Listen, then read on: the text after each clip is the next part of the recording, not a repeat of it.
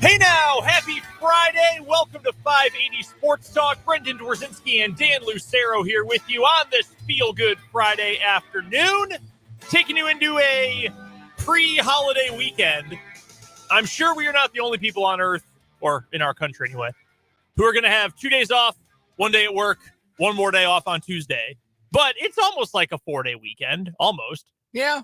Maybe you even get to take that Monday off. And if you do, congratulations. Maybe some of you took today off. And if you did that, you had more days off in this week stretch than you will have actual days of work. But one way or the other, we appreciate you swinging by and hanging out with us today here on 580 Sports Talk. We've got plenty to get to. We are halfway through the Kansas City Royals. I believe it's already half over. Or it might make you say, oh my God, it's only halfway over. Thank God it's halfway over. Yeah, or thank God it's halfway over. We will evaluate what the highs and the many, many lows have been for the Royals through this first part of the season, and whether or not there's anything that's actually made us feel a little bit better about where this team is headed as we enter half number 2 of Matt Quattro's first season at the helm of the Royals. Also today, we've got a round of Change My Mind, and Matt Derrick is going to join us on the Fleming Place Wine and Spirits hotline for our Chiefs Insider. Matt tweeted yesterday during the match between Mahomes and Kelsey and the Splash Brothers, which, by the way, blowout city. Convincing win for the Chiefs over the Warriors, if you will. 3-2 in the 12-hole event. I confidently stated that I thought the Splash Brothers, Steph Curry and Klay Thompson, were going to win. You would think, having covered Patrick Mahomes for the majority of his career, the entirety, in fact, of his pro career, that I would know better than to bet against Patrick Mahomes under any circumstances. And yet, apparently, I needed one more reminder. Especially when he's playing in Las Vegas. Also, that dude was banking tee shots off of, like, fans and getting on the green. He hit, like, this low, stinging shot that there's no way he meant to hit on purpose, and it rolled to, like, 15 feet. Drove the green and rolled to 15 feet. Like, there was an element of good fortune. Yeah. But also, Travis Kelce kind of nice with a wedge. Yeah. He knew what he was doing out there. The more of that plethora of beers he got to, the better he seemed to play, which relatable. Yeah, he was deep in the bag in that regard. But Matt Derrick, while the match was going on, tweeted that he wants the new version of the match to be an 11-on-11 live golf versus PGA Tour football game. That's what he wants. Instead of football players playing golf, he wants golfers playing football. So when Matt joins us at the bottom of this hour, we're going to draft football teams of golfers. I don't know that we're going to do a full 11-on-11 draft, but we'll do a few each. Best golfer for your football team. I know already who my number 1 pick is going to be, and I don't think either of you are going to end up taking him. Okay. I'm actually pretty confident in that. You know who it is, but I'm confident you're not going to take him. So I've got something in the lab working up for that one. Rick Peterson is going to join us later on today. We didn't get to talk to Pistol yesterday, but he'll join us to talk about the Shawnee County Sports Hall of Fame. Some big news for the Acacia postseasons as well. As of midnight tonight, the Big 12 grows to 14 teams. Midnight Eastern, Cincinnati and UCF will join. Midnight Central, Houston will join. And then midnight West Coast, BYU will join. So Cincinnati and UCF are actually going to be members of the Big 12 for 2 hours or 3 hours longer than BYU, which is very funny. Something about that is hilarious. So we will get to that. And whether or not this is it for the long haul for the next year, is this finally it for the realignment talk? We do have some breaking realignment news. Do we? Pete Thamel has reported that San Diego State is expected to deliver a notice to the Mountain West today that reads in its entirety, JKLOL. Yes, I'm just seeing this now. They will not withdraw from the league as the school previously stated it intends to do. So let's just pretend there's jokes. Let's just pretend none of that all happened. There's a scene. I just finished rewatching all of that 70s show, and there's a scene where someone gives Eric a bad reference, so he can't get a job when he wants to move away. And he comes back home and he starts screaming at his dad. And he's like, I can't believe you would do this. You're so shallow. You're a bad dad, whatever. And then his mom, Kitty, from behind says, Eric, I gave you the bad reference. Red gets up and starts scowling at him. He goes, I'm just kidding. That's essentially what this is from San Diego State. Nah, that letter? Nah, man, we're messing around. Fitz has been telling us for months, and I think you've brought this up too. The Pac-12, their entire plan was, let's just wait until no one can leave before we give them a TV deal. So they're stuck with it. And it worked, because if no one makes a move by midnight tonight, that's it. No one's going to move for probably another year, or make an announcement for another year. So we will get to that coming up in the 4 o'clock hour, and what we've learned over the last year of all of this realignment chatter. We've got our monthly championship and what is wrong with you. We haven't gotten to enough ESPN NFL rankings this week, so we've got one more from an analytical perspective from their ESPN stats and info team. We'll get to that. Plenty of 580 Sports Talk headlines. All of it's coming up between now and 6 o'clock right here on 580 Sports Talk. We would love for you to be a part of the show, either on the text line, 785-272-9429, or hit us up in the comment section on YouTube. Our channel is called Sports on 580 WIBW. And we've got Royals baseball coming up tonight. They will be in action against the LA Dodgers. No more Kershaw this weekend. Yeah, it's a bummer. Dealing with a little bit of shoulder and back tightness. They're hopeful he doesn't have to miss too many turns, but he is not going to pitch at the K this weekend, which is a drag. Yeah, big time bummer for that one. So all that time I spent yesterday saying, go see greatness, go witness greatness. Take a road trip and go see Clayton Kershaw pitch. Look, yeah, you might not get to see Clayton Kershaw pitch, but Mookie Betts is probably going to the Hall of Fame. Freddie Freeman is probably going to the Hall of Fame. Yeah. You can go see them. Yeah. I know I shouldn't say this because I know you have specific feelings about the Dodgers.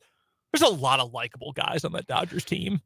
Like, it's a very likable roster. I have always hated the Dodgers less than I have hated any other National League West rival of my favorite team. All right. Because being mad at them for being better than the Rockies is very stupid. It would be like entering the Daytona 500 in my street legal Dodge Charger and being mad at Martin Truex Jr. for driving faster than me. Like, of course he did. That's fair. He has better equipment and more resources and smarter people working on his car. Of course he went faster than me. That's fair. So, yeah, like, it's hard to really be mad at the Dodgers. We lose to them all the time, just as a matter of course. Rockies lost to them 14-3 last night. They were up 3-2, and then they lost 14-3. That kind of thing happens so often, I am numb to it. I have much more hate for, like, the Giants, and I thought they had very unlikable teams, or the Padres, who I think are deeply unlikable. Then I have no feeling for the Diamondbacks, even though they are apparently good now. Like, they inspire nothing to me. I get that. They are nothing to me. But the Dodgers, no, not as much animosity towards them, except for Mac Muncy. The hell with that guy. Yeah, no, I get that. I can get that. Like, I've always loved Freddie Freeman. Why Max Muncy? Just look at him. No, I get that. You'd understand. Like, Freeman is a great dude, stand-up guy. Loved him when he was with the Braves. Still do with the Dodgers. Kershaw, I've talked about how big of a fan I am. Mookie Betts is extremely likable, and they're really good. And if you want to see some greatness this weekend, well, the K might be the place to go. There has been a lot of greatness for the Royals so far, but we are now 81 games into the season. And hey, they ended the first half of the season on a high note, on an exciting note. I actually forgot until last night after we were done with the show. That was the second walk-off hit for Freddie Freeman this year. Yeah, he had the suicide squeeze. Yeah. Good for him. I don't know if that goes down as a hit, technically. I think it's a sacrifice fielder's choice. If they try to make the play at the plate, which I think they did. Okay, so a walk-off play, walk-off RBI? Walk-off RBI. Yeah, game-winning RBI. Okay. Works. Yeah. So good for him.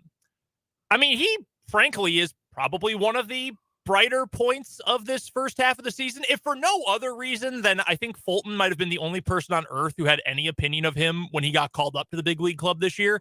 And he's been good. OPS plus has been solid. He hits the ball pretty well. He's about as good of a backup catcher as you're going to find in the American League. So that's a bright spot for you. He's been better defensively by some metrics than Salvador Perez. Better pitch framer than Salvador Perez defensively. Which, if you're the Royals, you want, especially from your backup catcher. Like, that's a position you pretty much have to have on your 26-man roster, but nobody really has a good one. It's kind of like offensive lineman, right? Like, you're a backup for a reason. If you were good enough, you'd be a starting offensive lineman or a starting catcher. But look, he makes decent contact frequently enough. He's good defensively. He can play more than every 5 days if you need him to, and he's not going to be a complete black hole. Like, that's a nice little surprise for a team that has had a lot of hype for a certain number of players, and not all of them have lived up to it. I think the first month and a half of Vinny Pasquantino's season, huge bright spot. Unfortunately, the rest of the year has been a dark cloud over this team because he's out for the season. Those are the two that really, I mean, Vinny specifically is what really stands out. I think the fact that you've gotten to see glimpses from other guys, I think Garcia has been a plus so far, even though I know you and I agree he's kind of out of position, probably, long term, probably fits better as a middle infielder than a corner guy. But he's been good. He's been consistent. He's been a weapon on the base paths. And to me, on the field, more than any individual performance, and again, there haven't been that many good ones, the fact that the Royals are now willing to buck trends and they're willing to buck tradition and they're willing to say, personnel-wise, let's try something new. Let's bring up other guys, try to get them in, get them a start. Alec Marsh going to start tonight. It was Austin Cox the other day, who got 2 days ago, who got his first start. He's been with the team, I know that, but trying to get other guys some opportunities here. They've brought up a bunch of bullpen arms, Krisky and MacArthur, and they have not all worked out so well, but at least it's something, right? At least it is an attempt to say, look, a lot of these guys ain't going to be here. Okay, Aroldis Chapman's not going to be here for very long. Scott Barlow not going to be here for very long. Plenty of these guys are not going to be here in 2024. Let's see what we've got. Let's try it out. Let's give these guys a taste of the major league life, see if they can sink or swim. And I appreciate that because in recent years, we have not seen nearly enough of that unless it's, two of the worst free agent signings in Major League history in Chris Owings and Ryan Goins, and there's just no option but to get rid of them. So I appreciate that. They have treated this from game 1 to game 81 like the evaluation year that it is. That was one thing that John Sherman said when he spoke to the media yesterday, is this has been an evaluation year, and it has been a painful evaluation year, and it certainly has been that. But at the very least, they have treated it in that way. Like, it was probably really tempting. Like, remember Matt Duffy came out hot? Like, oh, yeah. Yeah, first 30 at bats, Matt Duffy was hitting 350. It would have been really tempting for, I think, Mike Matheny to keep writing Matt Duffy's name in the lineup because, well, gosh, he's got to play. He's one of our best hitters. He's got to play. But no, they have kept him in the role that he essentially is meant to fill as a 32-year-old utility guy. That is what he is. They're not playing him at the expense of playing Michael Garcia and seeing what he can do, or Michael Massey and seeing what he can do. Jackie Bradley Jr. is not on the team anymore. I understood why they gave him a run. I think that there was a lot of value in, and remains a lot of value in, playing as good a defensive outfielder in center field as you can on a day-to-day basis. And the Royals are fortunate to have a couple of those. Like, even with Jackie Bradley Jr. long since DFA'd, they can go Drew Waters or Kyle Isbell out there right now. And for all of their flaws as offensive players, and unfortunately there are quite a few of those, they can go get it. And there's value in that for your young pitching staff, because you have more confidence if you know that there's a high likelihood that a ball in the air in the direction of your center fielder is an out, particularly for this Royals team where you maybe don't have the same confidence if it's a ball in the air to your right fielder or to your left fielder, depending on who those gentlemen are on a game in, game out basis. But that presence in center field, I know 113 plate appearances was probably too many. I mean, it was enough to know that Jackie Bradley can't hit major league pitching, but playing him in center field, there was value in that. Like, everything they have done to make this an evaluation year, their decision-making processes have made sense. They have been coherent. The way that they have tried to utilize their pitching staff, the way that they have been flexible with their bullpen, and the way that they've remained committed to young players, I think is all signs that there is a plan. Like, there's nothing willy-nilly about how they're trying to evaluate their team this year. Unfortunately, the second part of what John Sherman said yesterday is also true. It's been a painful evaluation year because the growth either hasn't come or has, in fact, been a bit of a step back. MJ Melendez has taken a big step back this year, particularly with the strikeouts. Bobby Witt Jr. hasn't taken as much of a step forward as you'd like. Just even though, he's had a good June. And if he builds on that, has a good July, we'll be singing a different tune about Bobby Witt Jr. by the time this season's over, if he can continue to show the growth that he showed over the course of the month of June. It looked promising early on for Chris Bubich, but then he got hurt. It has looked promising early on for Daniel Lynch. Flip side of that, big step backward for Brady Singer, a guy you thought might be a rotation cornerstone. Huge step backward for Brad Keller, who you were hoping maybe with some different instruction could return to sort of that mid-rotation, innings-eating, solid starting pitcher that he had been prior to a couple of years back. So it has. It's the entire first 81 games has felt like, one step forward, 2 or 3 steps back. And that's frustrating, but at the very least, the way the Royals are going about this, they're going to have some clear answers if they continue to adhere to this, and there's no reason they shouldn't. And if they're smart at the trade deadline, I believe that they will be, with regards to listening to offers, making moves, getting guys in exchange for some of their expiring contracts, or, guys who are about to be more expensive in arbitration. There is a plan. The problem is that the talent on the field hasn't been good enough. And hopefully what we can see in the second half of this season are, again, some steps forward. Hopefully Melendez and Witt start to put up numbers that match their metrics. Maybe Nick Pratto can cut down on the strikeouts. Michael Garcia can continue to hit, though he has been in a bit of a rut since coming back from that road trip. And hopefully some of the young pitchers can show.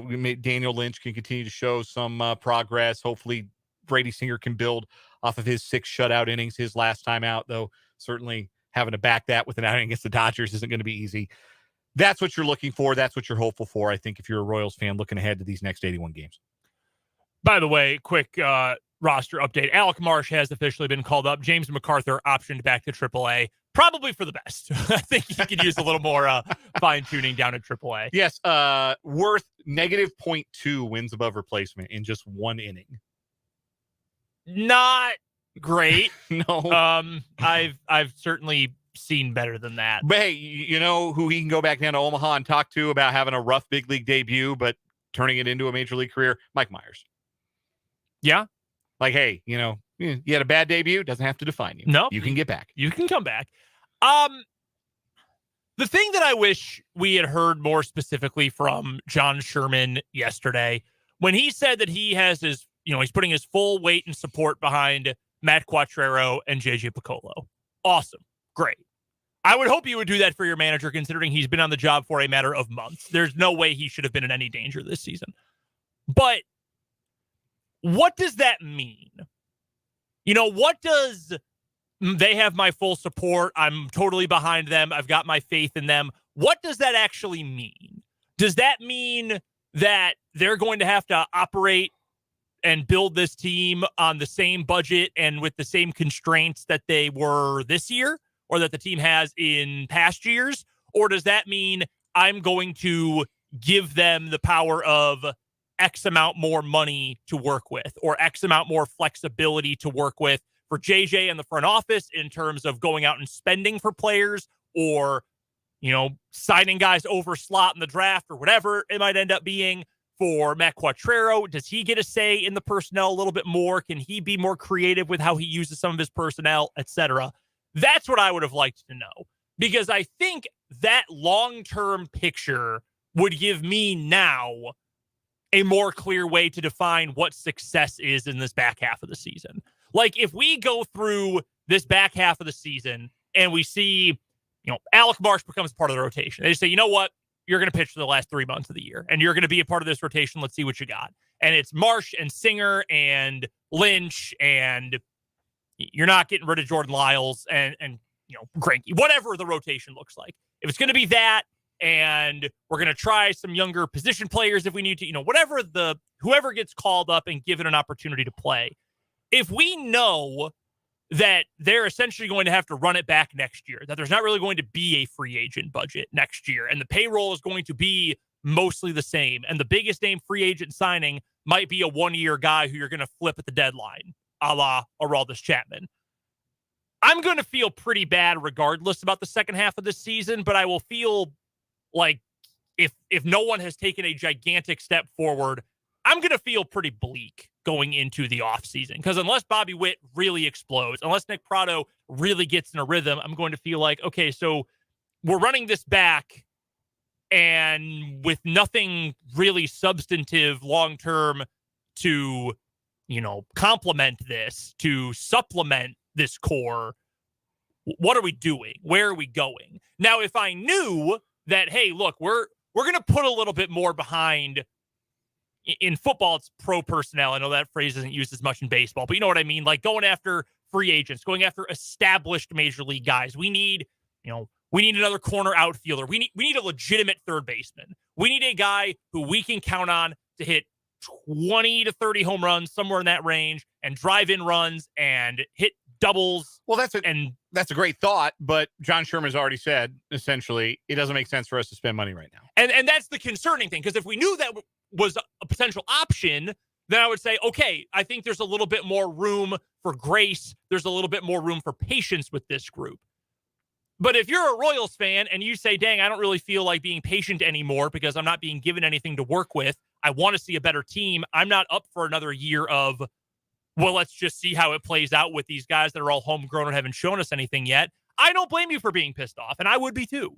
And I that's what worries me, is that you're just going to run it back with the same group. And even if Witt was playing better over the course of this year, and even if Melendez was playing better over the course of this entire year, and if Pratto had been more consistent, this roster still isn't good enough. 1 through 26 is just not good enough to be competitive in mid-2020s Major League Baseball. And there's not enough coming from the minor leagues to feel like, by the time this core is ready to produce at their peak levels, and by core, I mean, okay, let's call it Witt, Melendez, Pasquantino, throw Pratto and maybe Garcia and maybe Lynch and Singer in there. Sure. By the time those guys are, arbitration eligible and producing at their peak levels, what's behind that? What's going to supplement that?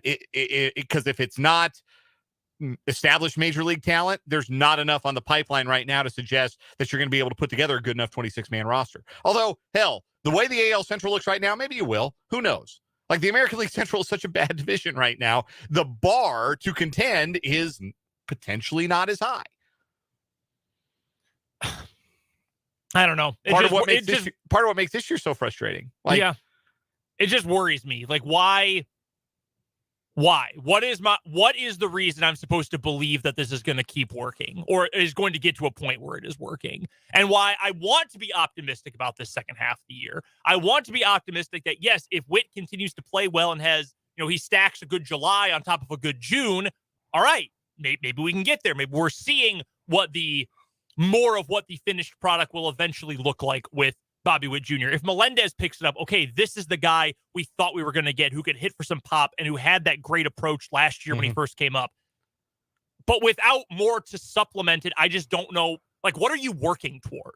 What is the eventual goal with this era of the franchise? Because if it's just, we're going to have a bunch of high draft picks, hope they work out, and then let them walk away as soon as they hit free agency and not give them any help, then what are we doing? What's the point? Why are we getting invested? One more point I want to make. I know we got to hit a break here, but I want to make one more point. Going back to what I said about, even though it has been gross losing baseball, they are on pace to go 46-116, the Royals, as we start the second half of the season tonight. That is appalling. That is one of the all-time worst seasons in the history of the game, if that's how they finish. But even in all of that, you can see that there is a plan to try and evaluate guys and put them in the best position so you have answers. So you collect a big data set about the young guys that you have. And you're doing what you can to give those young players the best chance you can to succeed. One example of that, telling MJ Melendez you're an outfielder now. Focus on the outfield, focus on your hitting. Don't worry about the catching aspect of this. Another thing they are doing, I really like this tonight. They released tonight's lineup. Alec Marsh is making his major league debut tonight. And behind Alec Marsh, I believe the Royals have put out their best possible defensive lineup. Maybe not. Maybe you could argue me off of, because MJ Melendez is in left tonight. And you could argue that maybe you want to put Dairon Blanco out there. It's a better defensive outfield if you got Blanco out there. But I think this is as good a defensive alignment you can put behind a rookie making his first big league start. Because Melendez is in left. You've got Isbell in center and Waters in right. Both of those guys can go get it. You have Freddie Fermin, who right now is the best defensive catcher on the Kansas City Royals. Mm-hmm. You've got him doing the catching. You've got an infield of Prado, Lopez, Witt Jr., and Garcia around the horn. That is the best possible defense you can put behind Alec Marsh.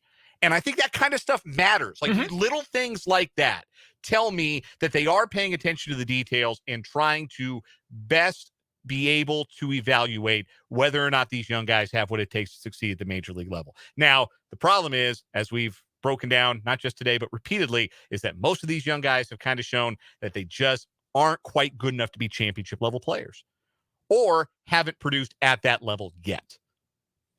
I will say this about Fermin. Going into the year, we spent a lot of time talking about Salvador Perez playing more as a designated hitter just to preserve his health long term and to extend his career and keep him as effective as possible for as long as possible.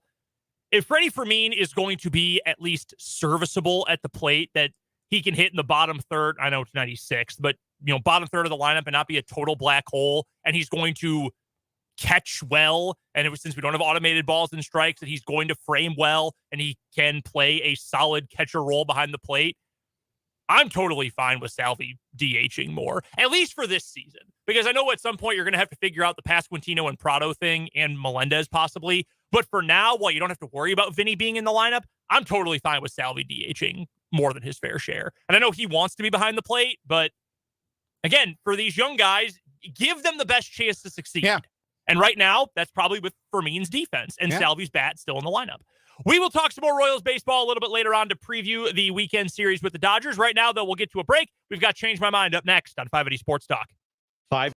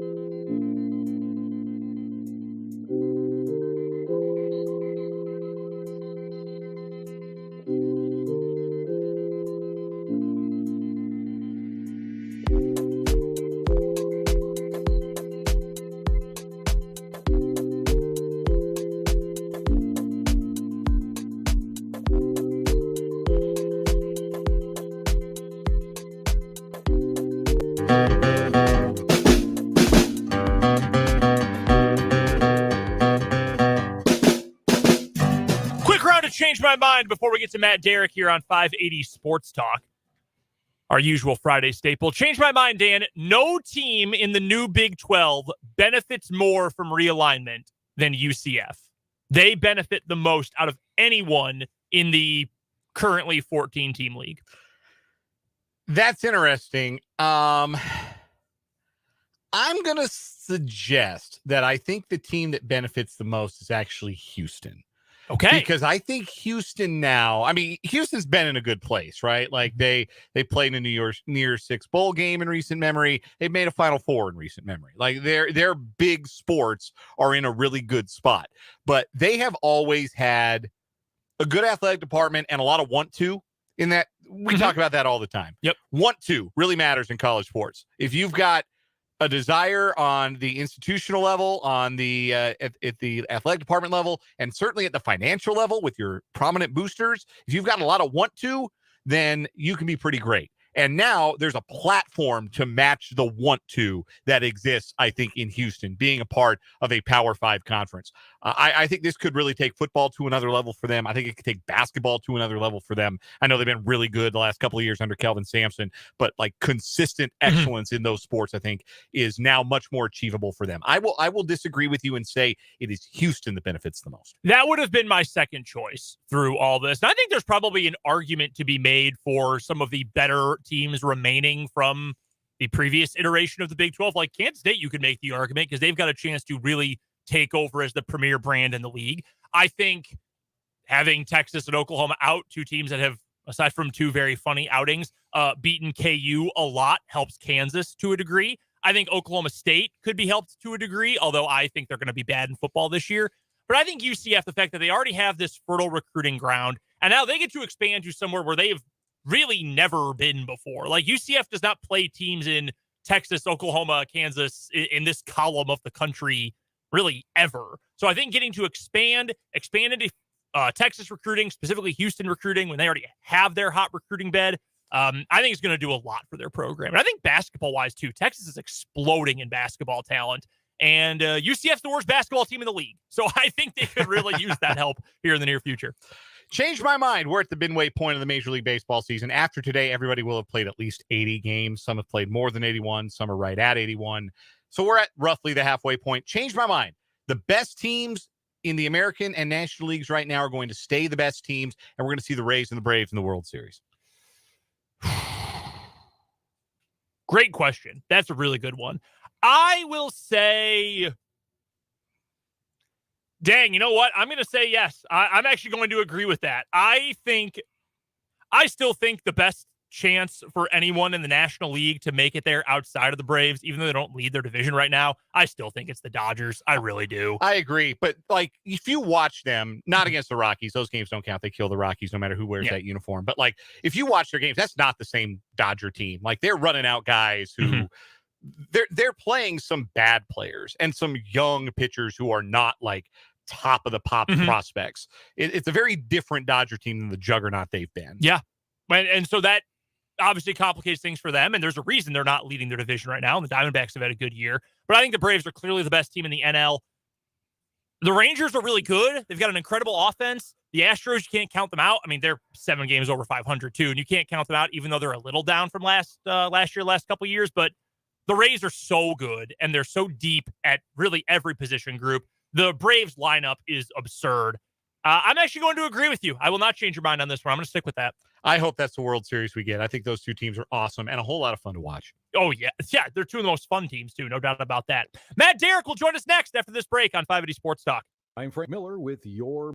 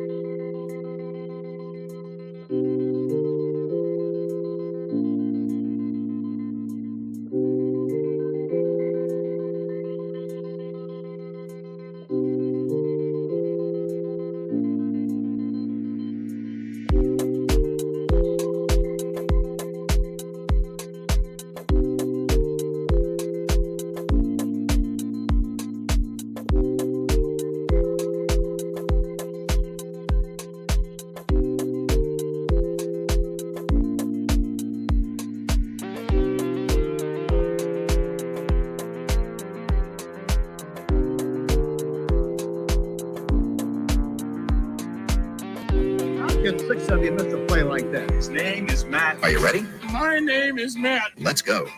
His name is Matt Derrick. He covers the Kansas City Chiefs for ChiefsDigest.com, and he joins us for our Chiefs Insider every Friday at the bottom of the 3 o'clock hour. You can find Matt on Twitter at Matt Derrick, and he joins us here on the Fleming Place Wine and Spirits Hotline.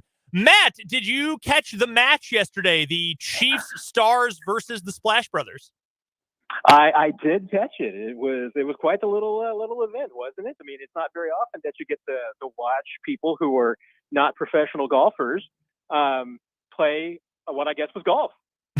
Not Pat Mahomes. Travis Kelce said right as the event was starting, he told Catherine Tappan of Turner Sports, they had a plethora of beers with them for the event. How many do you think was a plethora in this case? Because by the end of the event, sure looked like everyone had a few. Yeah, and it looked like Patrick had like a 12-pack in his car. So I think plethora was probably a pretty good amount, because I'm guessing that a few beverages or beers, in Patrick's case, were consumed maybe before the match started, probably during, and I know there was probably a few more after. So I think Travis was probably pretty accurate.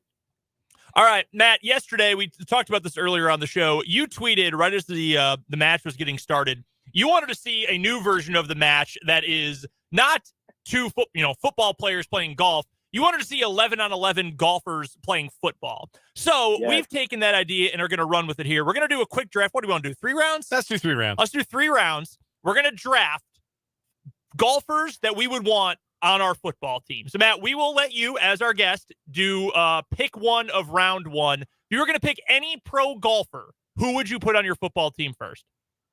Oh, we're just thinking with like golfers right now in their current state, right? We're not doing like, best of or anything. Yeah, you can't go get prime Tiger Woods.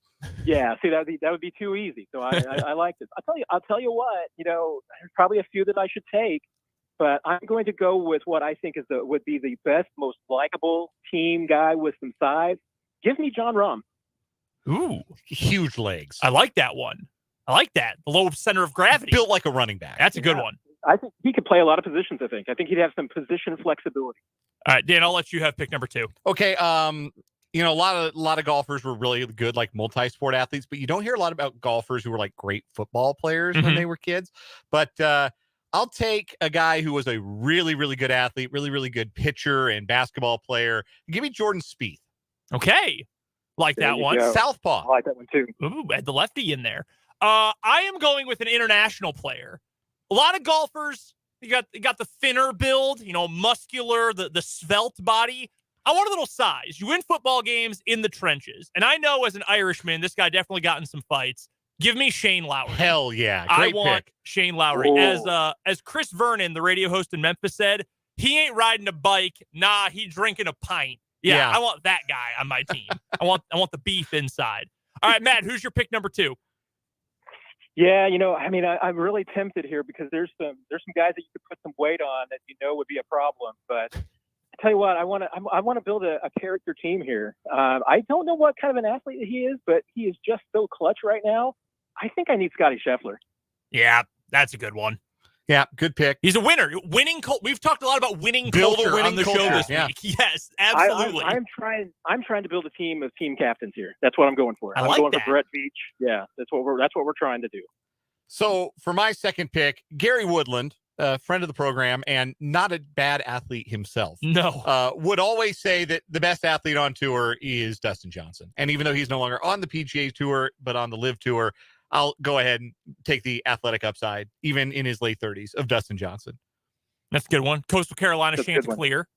That was Dustin Johnson, right? Or was that Zach Johnson? It was one of the Johnsons. I thought you were going to take Gary Woodland, but you didn't. So I'm going to take Gary Woodland, multi-sport collegiate athlete, Topeka's own, the Topeka professional franchise. So I'm going to go with G-Dub, get some athleticism on the outside. All right, Matt, one more round. Who you got? Yeah, these should be for some pretty good teams. Tell you what, I'm going to have to stick with my character philosophy here, and I'm going to go with what I think is probably the best available athlete on the board that has character. A little concerned about the injury history, but I'll give me Tony Finau. Ooh, where he be now? Yeah, Tony Finau's a great athlete. That's a good one. Matt, great draft. Shouldn't have given Matt. Apparently, we shouldn't have given Matt the number 1 pick. You're killing it here. Yeah, he really is. Far be it for me to take somebody in their 50s, but Phil Mickelson. Wild card. I knew it.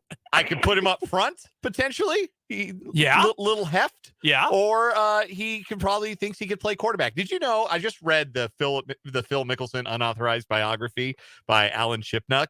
He was going legitimately to try out for a AAA baseball team. He had to try out with the Toledo Mud Hens in the Detroit Tigers organization. Awesome. And he said he could get the fastball into the 80s. But he trained by throwing a lot every day, which is what a golfer would do, right? You just do it over and over again. Yeah. That's not how you train to pitch. No. So on his tryout day, he showed up and he threw his first fastball and it was 68 miles an hour. And that was the end of that. Sounds like him, though. But hey, blind confidence. Great arm. Tremendous confidence. I'm going to go for mine. He'd be my quarterback. I want someone who's calm under pressure, whose facial expression absolutely never changes, who I know is not going to freak out. Give me Brooksy. I'm going to say Koepka. Yeah. I want him to be my quarterback. Great athlete. Not going to win a lot of popularity contests, but he's going to be calm under pressure, cool, calm, and collected. That's going to be my quarterback. We'll type this up. We'll put this out on Twitter, see how the people vote, Matt. That was fun. Thank you for bringing this topic to us, because that was a lot of fun.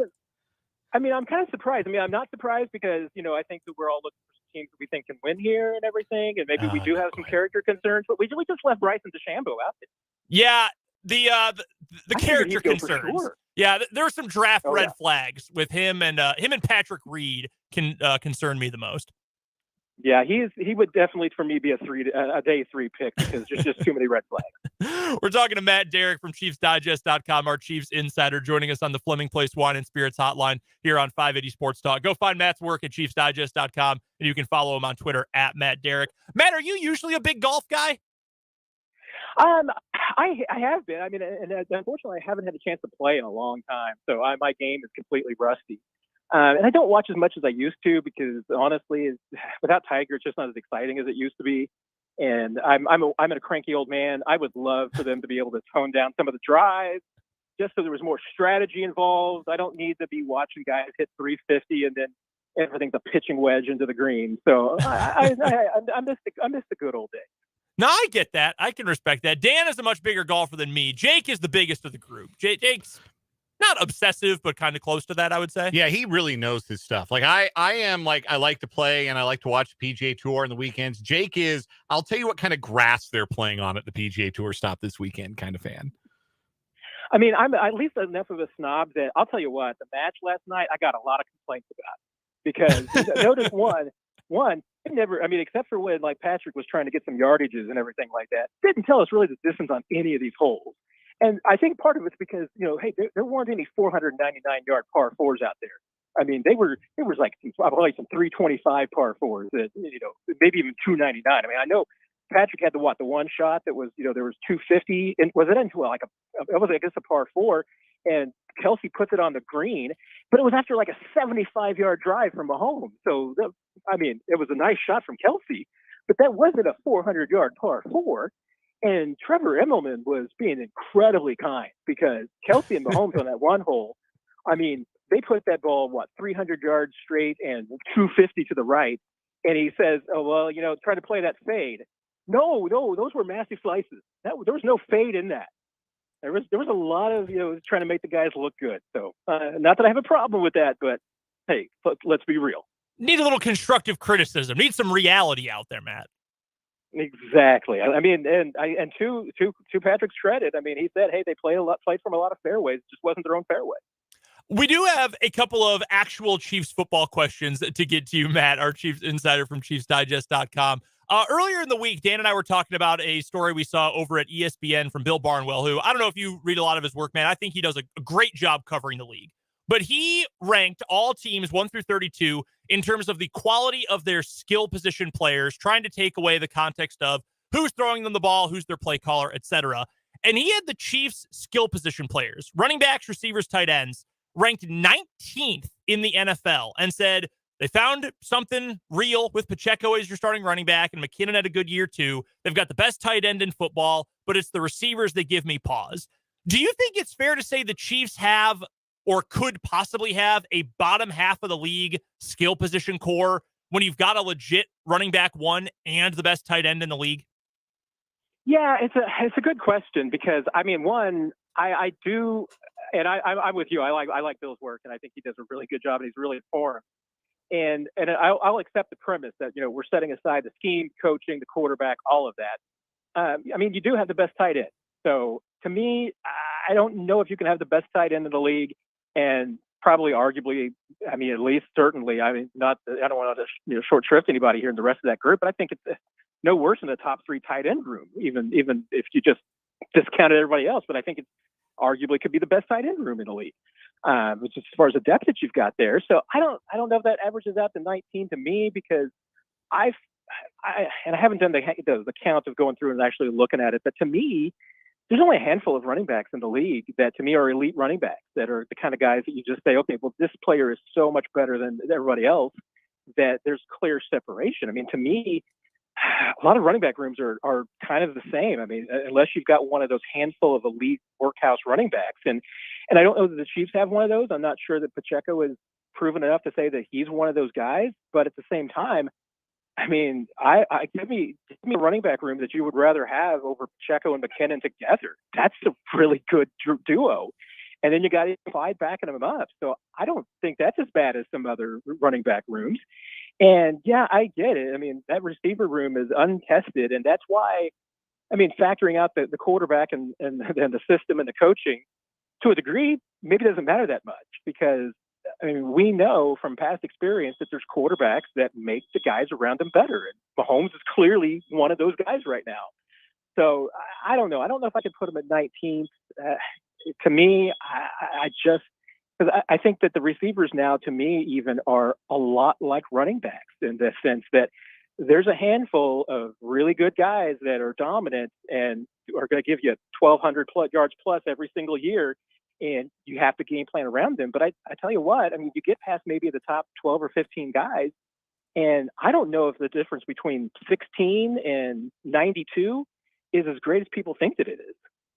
Travis Kelce was interviewed by Vanity Fair this week, an interview that went viral, and some people on Twitter tried to take his quotes completely out of context and make stories that weren't actually there or talked about. But it was an interesting piece. We talked about it a little bit earlier on in the week. Did anything really stand out to you about that piece, Matt? Yeah, you kind of nailed it there. I do think that some things were really taken out of context, because I think a lot of what he was talking about was really specifically just about how tight ends are underpaid compared to receivers, especially the unique and one-of-a-kind tight end. The best tight ends in the league, I mean, him and George Kittle, they're making half the money of some of the best wide receivers, and frankly, their numbers are just as good as those guys. So, yeah, I think there's definitely, because, hey, if Travis Kelce went to the Chiefs and said, hey, I need Tyreek Hill money, I need $28 million a year, I mean, if you're the Chiefs, it has to give you pause just because that's a big number. There might be some teams that would be willing to give it to him, but I don't know that for sure. That's just the way, the business of the position and the positional value in football. And we've seen it with running backs and everything else. I think one, he was just making a pretty good point about that. It's just about the tight ends be putting up numbers that get you paid at wide receiver, but they don't get you paid at tight end. And two, I mean, I think he is acknowledging that, he's paid pretty well. The Chiefs have taken care of him. I mean, they have even put new money into his contract into the past. So I certainly didn't think that Travis was making any complaints. I think he was just making a broader overall complaint about maybe tight ends overall not getting the financial recognition they deserve. Matt Derrick is the absolute best of the best when it comes to covering the Kansas City Chiefs. You can find his work at ChiefsDigest.com. You can also find him on Twitter, where his handle is @MattDerrick. And he joins us on the Fleming Place Wine and Spirits hotline every Friday at this time for our Chiefs Insider. Matt, thank you so much for stopping by, having some fun with us. You're the absolute best, and we will talk to you next week. Always a pleasure, guys. Take care. Everybody have a great holiday. That is Matt Derrick from ChiefsDigest.com. Awesome stuff. I'm pretty confident with my team. My golfer football team. Yeah, I'm pretty confident. Strong draft. I was happy with Shane Lowry. I needed some beef. Great pick. I knew where I was getting it to. That Irish beef. Let's get to a timeout here for the national and local news. When we come back, we'll lead off the 4 o'clock hour with some thoughts on maybe the end of realignment right here on 580 Sports Talk.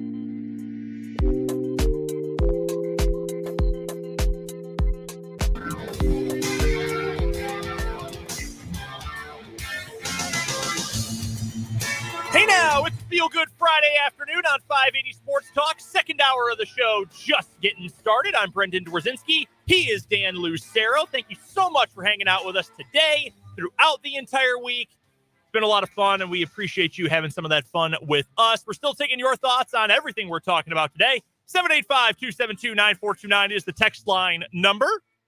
Also, the YouTube comment section is open. We're live streaming, video streaming the show today and every single day on YouTube. Our channel's called Sports on 580 WIBW.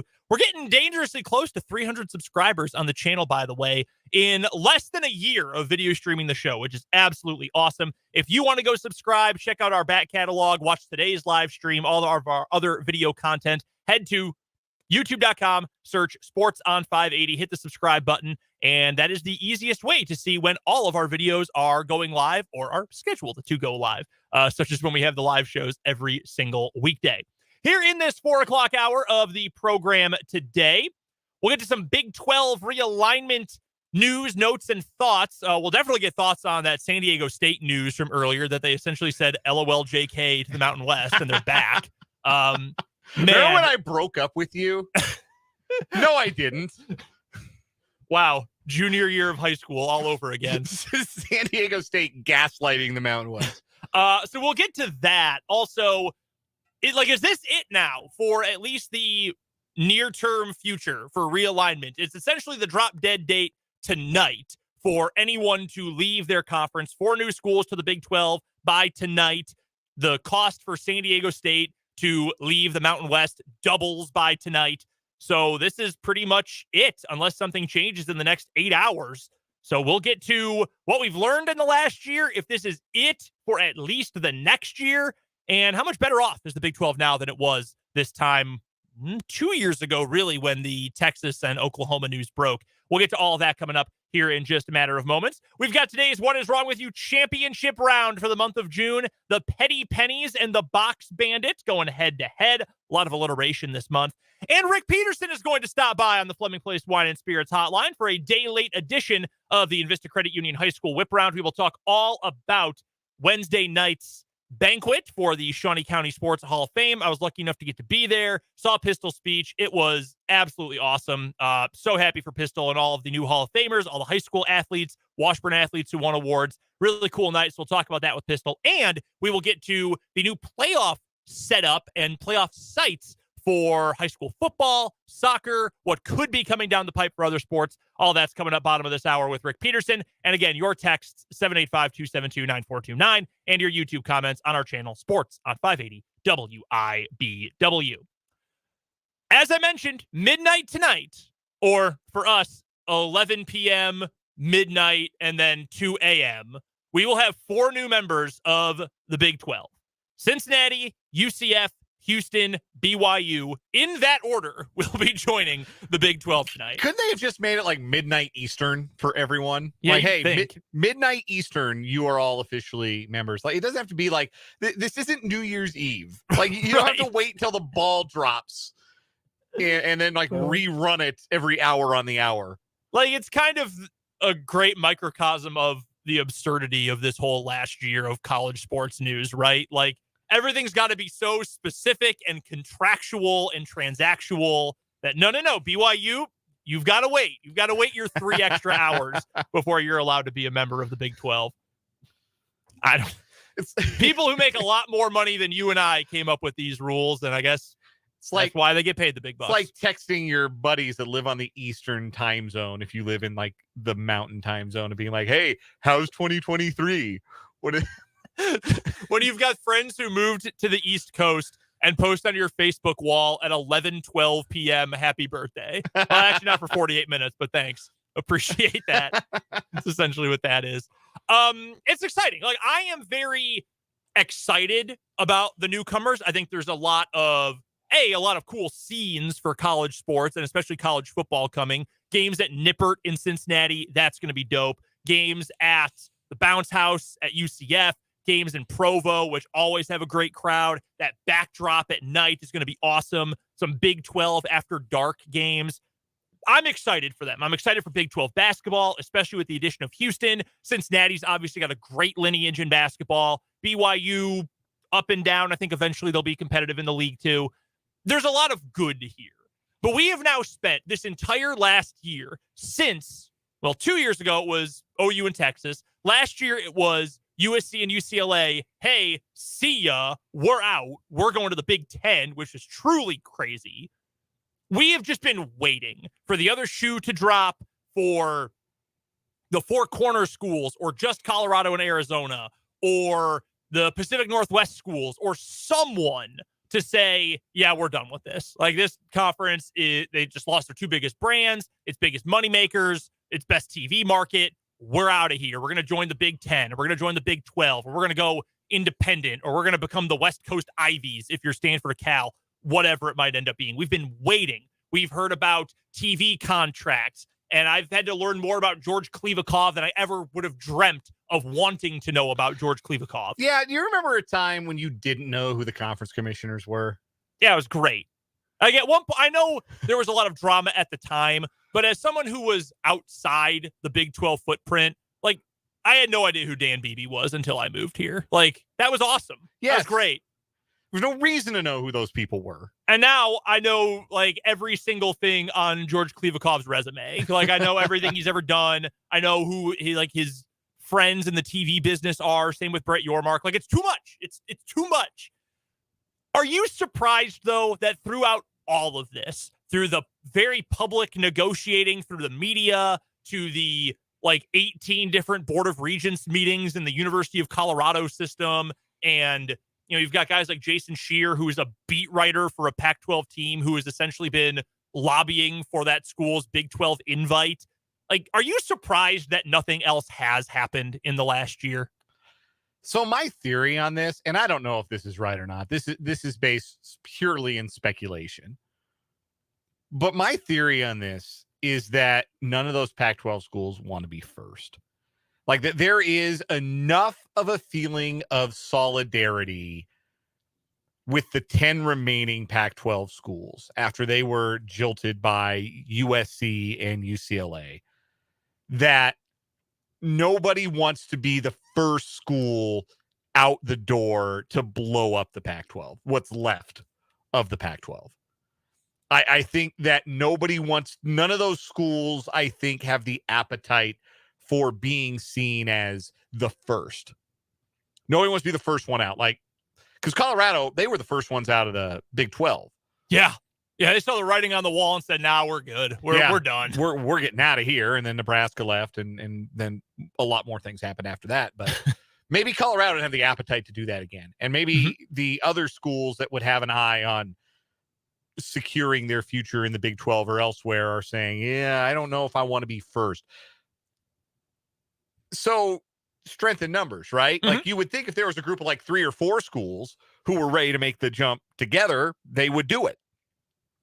But I think you do have some schools that are waiting and waiting and waiting some more for the shape that the Pac-12's TV deal is going to take. Here's the thing. This TV deal only exists in a theoretical space right now. That's all the Pac-12 has is theoretical. Conjecture, hearsay.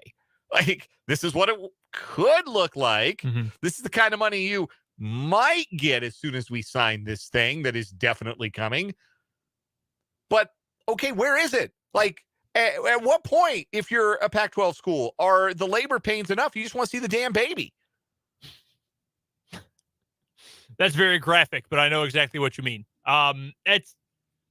You would think at some point, 1 or 2 or 4 or however many of those schools would say, look, we can't, and this is at the president level. Matt Brown, who we've had on the show, we'll get Matt on here soon to talk about this now that we're kind of entering this new athletic calendar year, has said coaches do not know anything, and athletic directors really only know a little bit about realignment. This is stuff that is made at the presidential, chancellor, Board of Regents, Board of Governors level. This is not something that lowly football coaches get to know about, because this impacts universities. This impacts university revenue, how schools are going to use money that is generated by athletics or vice versa, student fees, all that. So these are made way, way, way above the normal pay grade. And you would think, like, if you're at Colorado or you're at Arizona or Washington or Oregon or any of these schools, you might say, look, we've got to look out for the best for our university and our program now. Like, it's not worth it. And I'm speaking hypothetically here, of course, but if you're Colorado and you're saying, hey, look, even if we are Board of Regents, even if our president, not huge into the athletics space, they say, look, there's a lot of money to be made here. And I understand that we wanted this cultural fit, but we've got to look out for us. We need to be beholden to the University of Colorado more than we need to be beholden to this conference we've been members of for 12 to 13 years. Yeah, like it's one thing if you're Arizona and you've got ties to that conference that go way back. Way back. Yeah. And you get ties to Arizona State, who's in the conference. And maybe Arizona wants to go and Arizona State doesn't.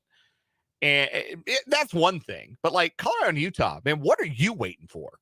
Because all you've got to show for a year now of trying to put a TV deal together, which, by the way, wonderful timing, chef's kiss timing from the Big 12 today to announce that they've officially put pen to paper on their long-form TV deals with ESPN and Fox. Yeah. The run through 2031. Yormark knows how to win in the court of public opinion. I will give him credit for that. He has dominated in that regard. But while that was happening, and we have talked about it at length, that the Big 12 went to market a year ahead of schedule to make sure that they ensured themselves the best deal that they could get while the Pac-12 was dithering. And we're a year into this process for the Pac-12, and all they've got is a framework. Ross Dellinger for Sports Illustrated is the one who tweeted this news out earlier today. And I'll read his tweets here. At a board meeting today, Pac-12 presented presidents with an update on what's termed accelerated progress on a TV deal. Hey, accelerated. That means fast. That sounds good. There's been nothing accelerated about this process. They've been working on it for a year. And this is what they have to present the presidents today. Only a general framework was revealed with significant linear concepts. A more substantive framework expected by Football Media Day, which is July 21st. That's all they've got. Framework, concepts. Which, by the way, and again, you want to talk about the court of public opinion, that is a week after Big 12 Media Day. And you know who's going to be at Big 12 Media Day?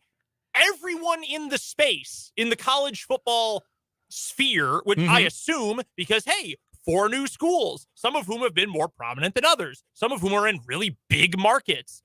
Local people, national people, writers, bloggers, podcasters, TV hosts, they're all going to be there. And you're going to get essentially 48 hours of nonstop propaganda about how great the Big 12 is and how we're ahead of the curve. We've got this great contract and great teams, and this year's going to be awesome, and we can have our pick of the litter and realignment and all that. Meanwhile, the Pac-12 is going to be saying, yeah, we might be on TV. It was a year ago at Big 12 Media Day, Brett Yormark made his first public remarks. He wasn't yet officially the commissioner of the Big 12, but it was his first comments he had made since the announcement that he was going to take over and be the new commissioner of the Big 12 Conference. You remember what he said? The Big 12 was open for business. And you remember what George Klevikoff said the next week at Pac-12 Media Day, which was actually kind of clever on his part? He said, yeah, we haven't decided if we're going shopping there yet or not.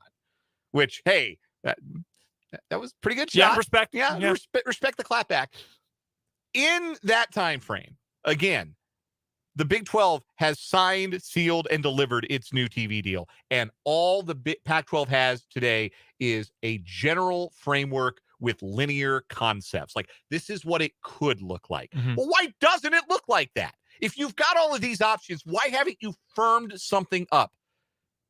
And the only possible answer to that question is we haven't delivered what we promised our presidents. We haven't delivered what we promised our universities. We can't get what we told them we were going to get. We said we would get them $40 million a year. We can't get it. It's not there. Vance on YouTube asks, is the Big 12 still in talks with Gonzaga? I think so. I assume they're having some sort of open conversations, but I think that leads into the point you just made that in all this time, while nobody else other than the new 4 have joined the Big 12, you've had a lot of stories on ESPN, on CBS Sports, on TV, on radio stations like ours that, hey, the Big 12 is interested in Gonzaga, and Gonzaga is interested back. The Big 12 is talking to UConn. The Big 12 is talking to these schools that are in the Pac-12 or might have interest in schools that right now are in the ACC. There might be interest in all of these parties joining together. What has the Pac-12 narrative been for a year? Oh, they're dying. And all they're trying to do is come up with some sort of wacky TV streaming VR virtual reality contract that is going to keep them together for like 4 years until they just eventually die and kick the bucket. That's all it has been.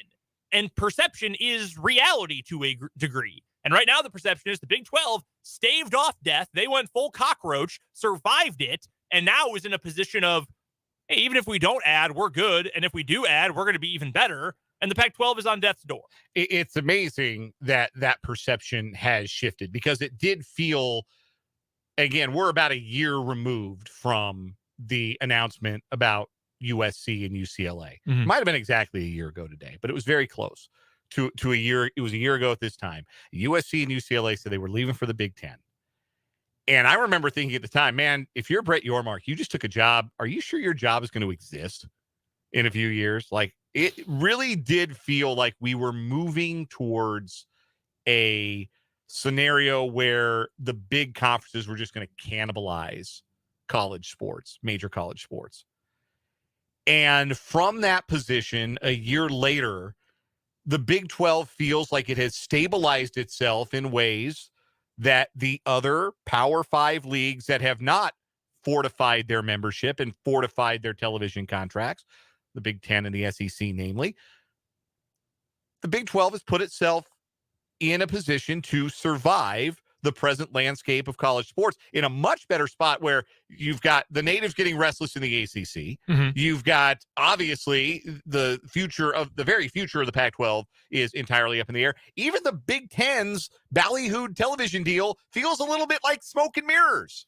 Yeah, Kevin Warren wrote his own contract, dipped, and then left his replacement to figure out how it actually works. Yeah, you put this together, big dog. Very, very funny. By the way, to your point about Colorado and Utah, what are you waiting for? You haven't been around all that long. Colorado's first Pac-12 season was 2011 in football. And I know their basketball has been okay. They've made the tournament a couple times. I like Tad Boyle a lot. And they're going to be really good this year. Yes. Really good recruiting class, if I'm not mistaken. Yeah. But we know football's the driver for almost all of this. What do you think Colorado's record is in the Pac-12 in football? I think they've only had one winning season in the league. Correct. One winning full season in the league. It was that weird year with Mike McIntyre as their head coach. Mm-hmm. Their record, how many games have they played? They have played, let me do the math here real quick, 142. 142 games. I'm going to say they've won 45.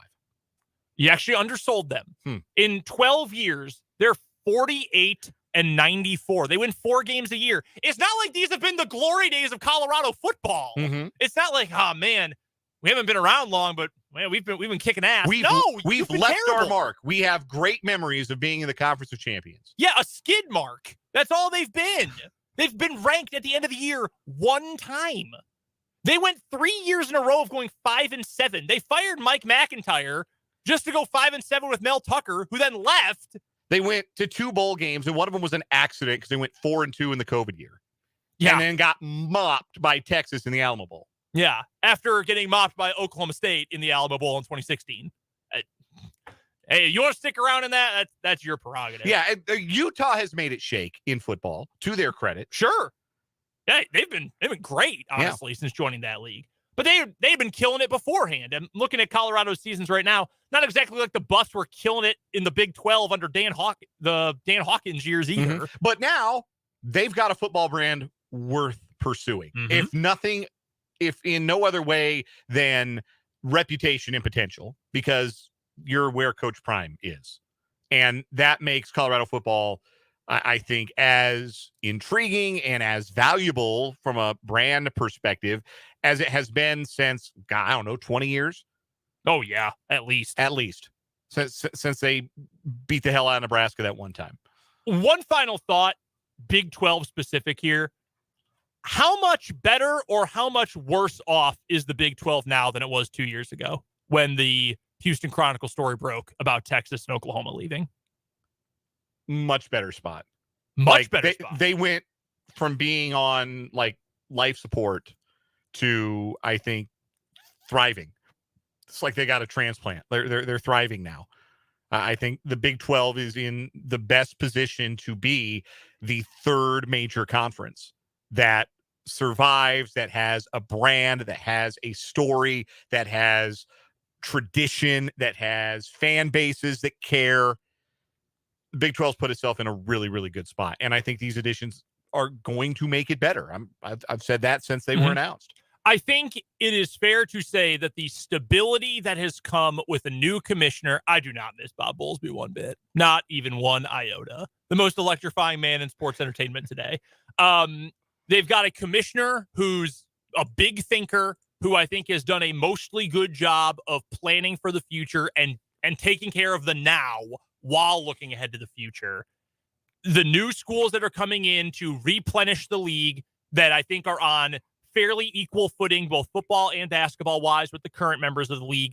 That stability added, I think, is more valuable long term than the star power you lose with Oklahoma and Texas leaving. Because, look, those are big brands. Those are blue blood programs in college football. They're good basketball programs. Texas is a great baseball school. I mean, there's a lot of money, there's a lot of value, a lot of eyeballs that come with those programs.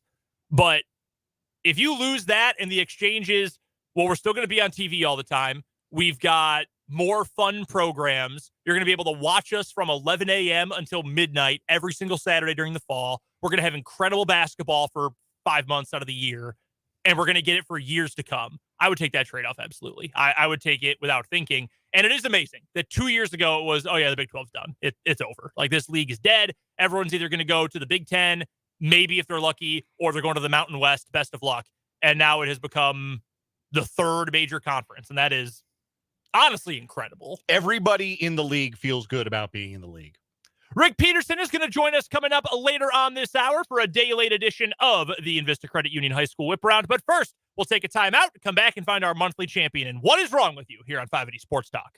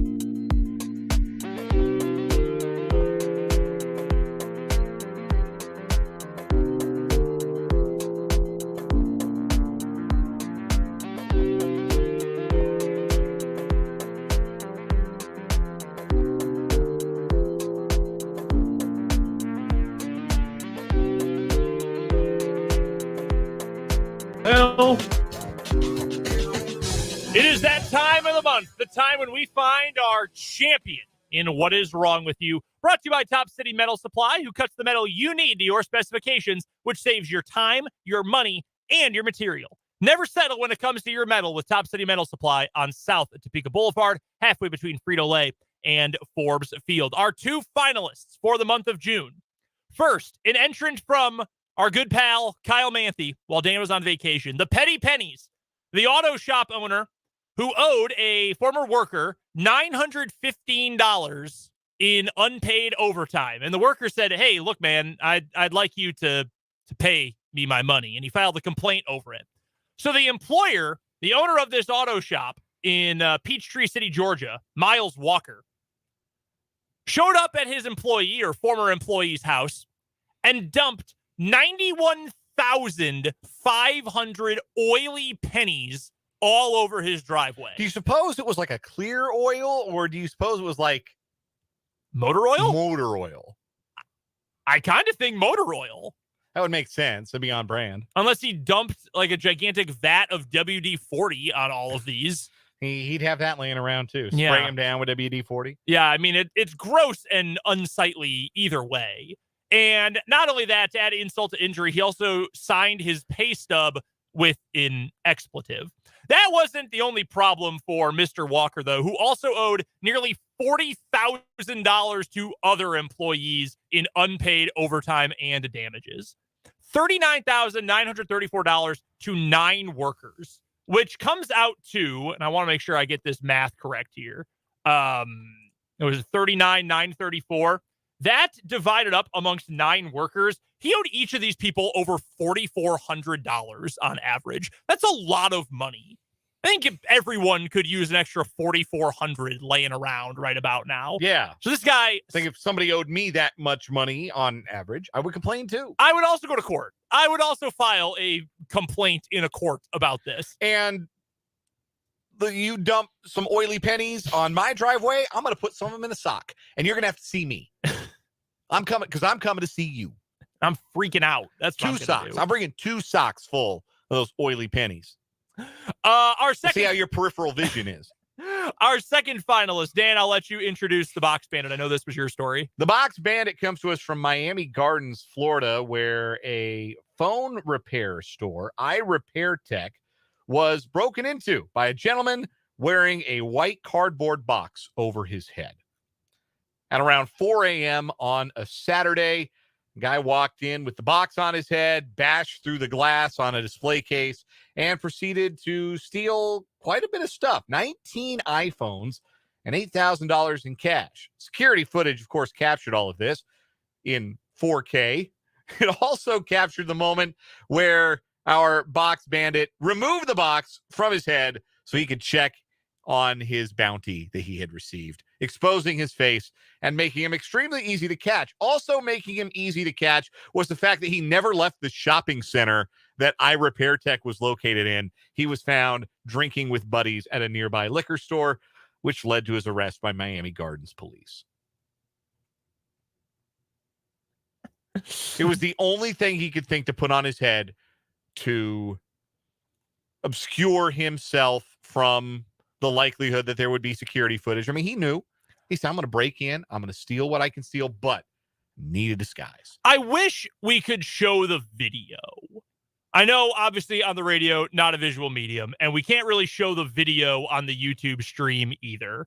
But it's, A, as clear as I've ever seen from a security camera, and B, it's just amazing to watch. He has to continually shift the box on his head anyway, because it's not exactly a comfortable fit. Yes, it's a big, unwieldy box. And then at one point, he just says, screw it, and he just lifts it up. And you can see everything. You can see the pores on his face. Oh, my gosh. This one is so good. An all-time great break-in story. We've had a lot of good ones. We really have. All right. Who's your vote winner? Who wins between the Petty Pennies and the Box Bandit? So Petty Pennies is a great story. Mm-hmm. Big shout out to producer Kyle. And boy Kyle. Yeah, the verbose Kyle Manthe, who brought that story to the table while I was gallivanting about the Gulf of Mexico. It is a great story. It is very funny to imagine that mountain of pennies. Like, like visualize how big a pile of 91,500 pennies would be? Like that's got to be the size of like at least like a Volkswagen Bug, right? Like, I would think so. Yeah, that's got to be gigantic. All right, I'm going to do some math here. I'm going to use the United States Mint website and get a little little help here. Okay, this 2.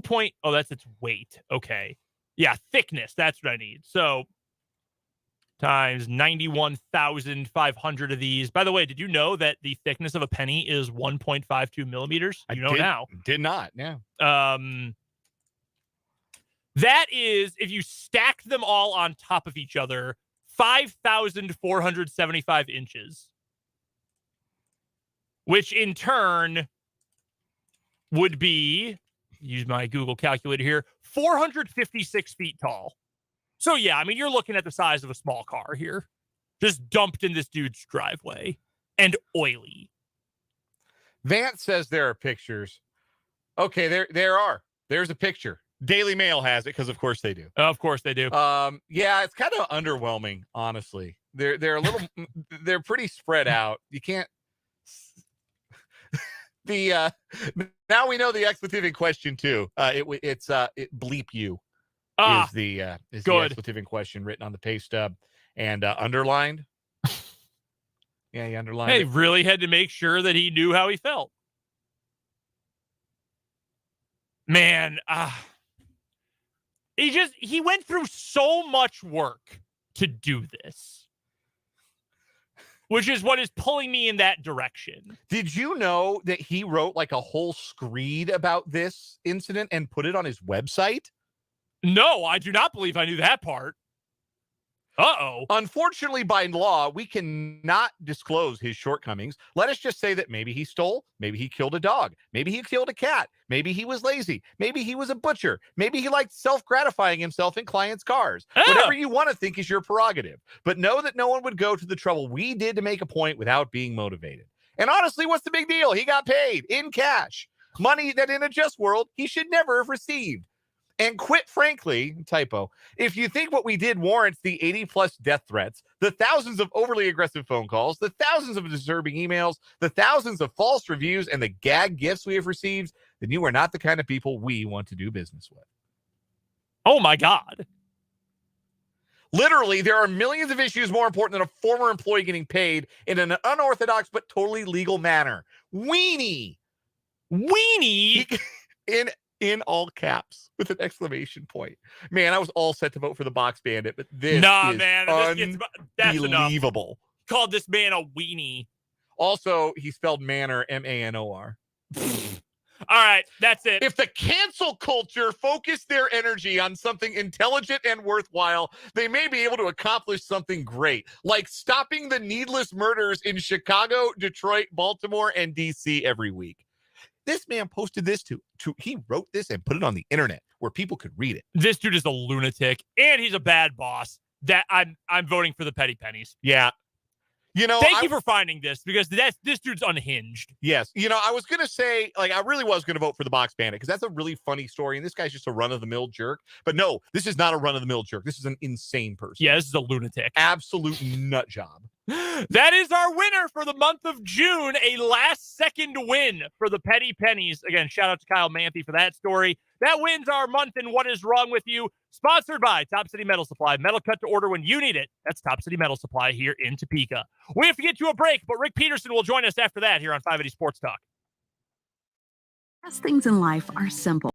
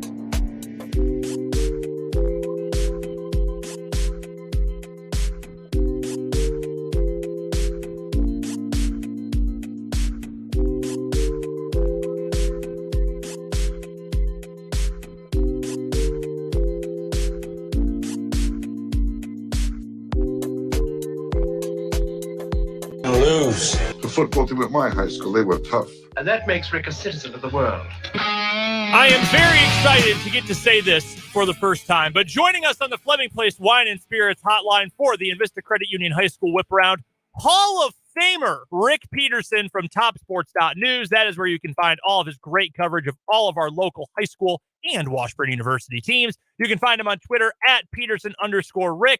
Pistol, congratulations. The ceremony, the banquet on Wednesday night was absolutely phenomenal. How does it feel to be a Hall of Famer, my friend?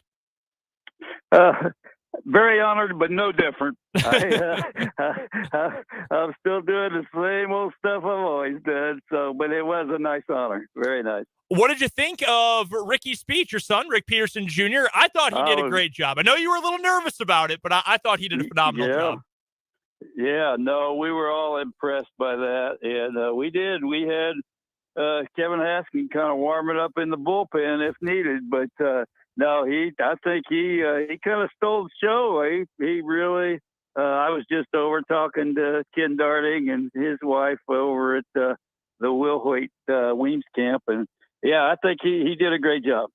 Overall, Pistol, when you look back on that night, and I know it was about so much, and I know you didn't want the spotlight to be just on yourself, and I understand that, but a night that was special for you and your family and for the families of, Chris Barnes and Crystal Kemp and Kevin Bordewick and all of the high school honorees and Washburn honorees as well. What stands out to you the most about this year in particular? I know it's always a great event, but for one that was as special as this one, what really sticks in your mind about what was going on Wednesday night?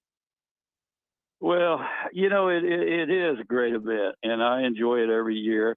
And the thing about it is you're honoring a different group every year because, you're honoring seniors in high school. So obviously they're going to change every year. And then you got a different group of Hall of Famers every year. I think, for me, it was really cool to see, to really see Chris Barnes isn't in this area anymore. Crystal Kemp's not in this area anymore. They now live in Texas and have great careers of their own. But it was great to see them come back and be able to see some people that they probably hadn't seen in a long time. I see Bordewick all the time, and even for him, the guy that he was an assistant coach for, Bill Annan, got to come back, came in from Tulsa. So I think it was really great to see some people get to really enjoy themselves with people that they used to be very, very close to, but don't see on an everyday basis now. Rick Peterson of TopSports.news joining us here for the Invista Credit Union High School Whip Around here on 580 Sports Talk. Day later than usual, but Pistol typically joins us on the Fleming Place Wine and Spirits hotline to talk all things high school athletics. And you can find him on Twitter at Peterson_Rick. And of course, the indispensable website for all things Shawnee County sports, TopSports.news. Pistol, the Athletes of the Year awarded, the High School Athletes of the Year in Shawnee County. Trey Richardson from Highland Park on the boys' side, Brooklyn DeLay from Washburn Rural on the girls' side. And you are talking about two multi-sport athletes that were incredibly accomplished in all of their sports. Not really a dilettante in any of those sports. They were dominant in every sport that they chose to participate in at Highland Park and Washburn Rural, respectively, for Richardson and for DeLay. What will stand out to you? Because I know that you've had a chance to be part of the selection process, part of these banquets for a long time, and you're able to look and remember some names from the past that have been the Athletes of the Year in Shawnee County. When you think back down the line about Trey Richardson and Brooklyn DeLay, what will stand out in particular about this class of Athletes of the Year? Well, just what you said, that they not only were multi-sport athletes, but I guess you'd have to say that, Brooklyn DeLay's best sport is volleyball, obviously. She's an All-American and going to Kentucky. But she was all-state in basketball. She was very, very good in soccer. Trey Richardson, and he also played baseball, but Trey Richardson was super, super in football, was part of a team that only lost one game and finished third in basketball, and was in outscored 22 5A schools by himself in track and won 2 state titles and a second and a fourth. So they just weren't multi-sport athletes. They were multi-sport superstars. And I think that's what stands out. We're chatting with Rick Peterson from TopSports.News. It's the Invista Credit Union High School Whip Around. Pistol joining us on the Fleming Place Wine and Spirits hotline. Go find him on Twitter at Peterson_Rick. And of course, head to TopSports.News for all the best coverage of all of our local teams, both at the high school level and at Washburn, both in Topeka and throughout Shawnee County. Pistol, we did have some high school sports news that we wanted to get to this week. It was revealed by the Activities Association, KSHA, earlier on in the week. Some changes to the sites and the way championship events for a couple of different sports are going to be set up, most notably with football. It will no longer be a different site for every single class, one site for the 8-man schools, but it will be over 2 days, Friday and Saturday, so a full weekend of football with 3 games at each site for Championship Saturday starting in 2024. Overall, when you saw the news, what did you think? And do you feel like this is a positive step for high school football in Kansas? Yes, it is a positive step. And I think it's a real positive step for fans that can see, three different state title games. And hey, see, I'm as old as dirt, but I go back when we did that. I would see I believe it was the 2A, 3A, and 4A games at Wichita, right back to back to back. And then it was just great. You'd see some of D'Angelo Evans, and you'd see the great Scott City teams. And so I really welcome it. And I think we've talked about it for a long time, that it would be nice to have more than one game at a site. Do you think, Pistol, that doing this for football and for soccer, starting with the 2024-25 academic year, is maybe a bit of a trial balloon to maybe lead, if this is successful and something that works for the member schools, a bit of a trial balloon to see if maybe this could be something that happens for basketball or wrestling in the future? Yeah, I think it is. And I think they're looking at that. And I think it probably is a trial, but I think we can do that. I mean, basketball, guys, I would be so excited to see that for basketball. I've seen it in wrestling, we already have 5A and 6A, and we used to have 4A, 5A, and 6A all at Wichita. So I've seen it there. I would absolutely love to see it for basketball, even if we had to have boys and girls on different weekends or something like that. I do give KSHA a lot of credit for looking at some things and trying to make improvements, and I think it can be done. I'm with you, Pistol. I think for, all the sometimes negative things that get said about KSHA, just because not everybody is going to agree with everything they do, and they get heaped with plenty of positivity too. But I think this is a very forward thinking and positive step for everyone.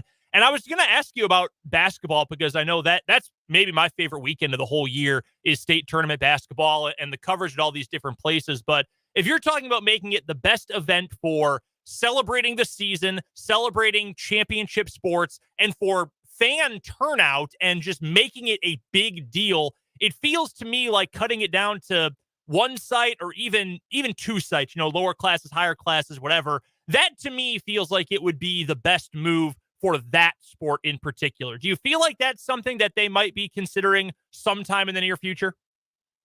Yeah, I think so. And the thing is, it broke my heart in, let's see, what would it have been, 22, when I had to decide between going to watch the Seaman boys wrap up their state title at about the same time that Washburn Rural girls were playing. I would have been so happy to have been able to watch them both. And I understood, and, I had great people to cover the other games, but from a selfish standpoint, I would have loved to have been at both of them. No, I'm right there with you. I can give you a little, we'll give a little peek behind the curtain here. I did not realize, Pistol, in 22 that they had staggered the start times and flipped them, class to class, which boys are playing, which girls are playing. So I got out of the Washburn Rural girls semifinal game Friday night thinking, oh, well, it'll be Seaman first, and then when that game was over, we'll throw it to Wichita to cover the 6A game. Well, I found out that was not the case. They were going to play at the same time. And I called Jake on the phone to let him know. And there were a lot of words the two of us said we cannot repeat on the radio. There was a lot of cursing. Yeah. So I understand. And I think that's good. Like, we should be able to get more coverage and more broadcasts of these games. I think that's better for everyone. Well, and, to be honest, we have less people, less media people covering than we used to. I mean, newspaper staffs have cut their staffs. I don't know about radio, but, you have to try to do as much as you can. And playing more than one at one site would help us and help the fans. And I know Jake has talked about that. As a fan, being able to sit there and watch like the best, 4A player in the state, the best 5A player in the state, and the best 6A player in the state. What a fun day that would be. And I again, going back, I give Acacia credit. They're at least talking about something that hasn't been talked about in a while. So we're moving in the right direction. Last thing I've got for you, Pistol, back to football in particular. Do you have any idea or possibly just any preference in how they would set up which sites get games? I mean, we've got 2 Big 12 football stadiums in the state, and I know the Big 12 scheduling messes things up plenty, but I would love to see one year it's KU, Pitt State, and Fort Hays State, and then the next year it's Bill Snyder Family Stadium, Emporia, and Hayes or something. Just some sort of way to get all of the really nice stadiums, Washburn mixed in there too, get all of these nice college stadiums involved. I'm not sure how they will end up getting it to work.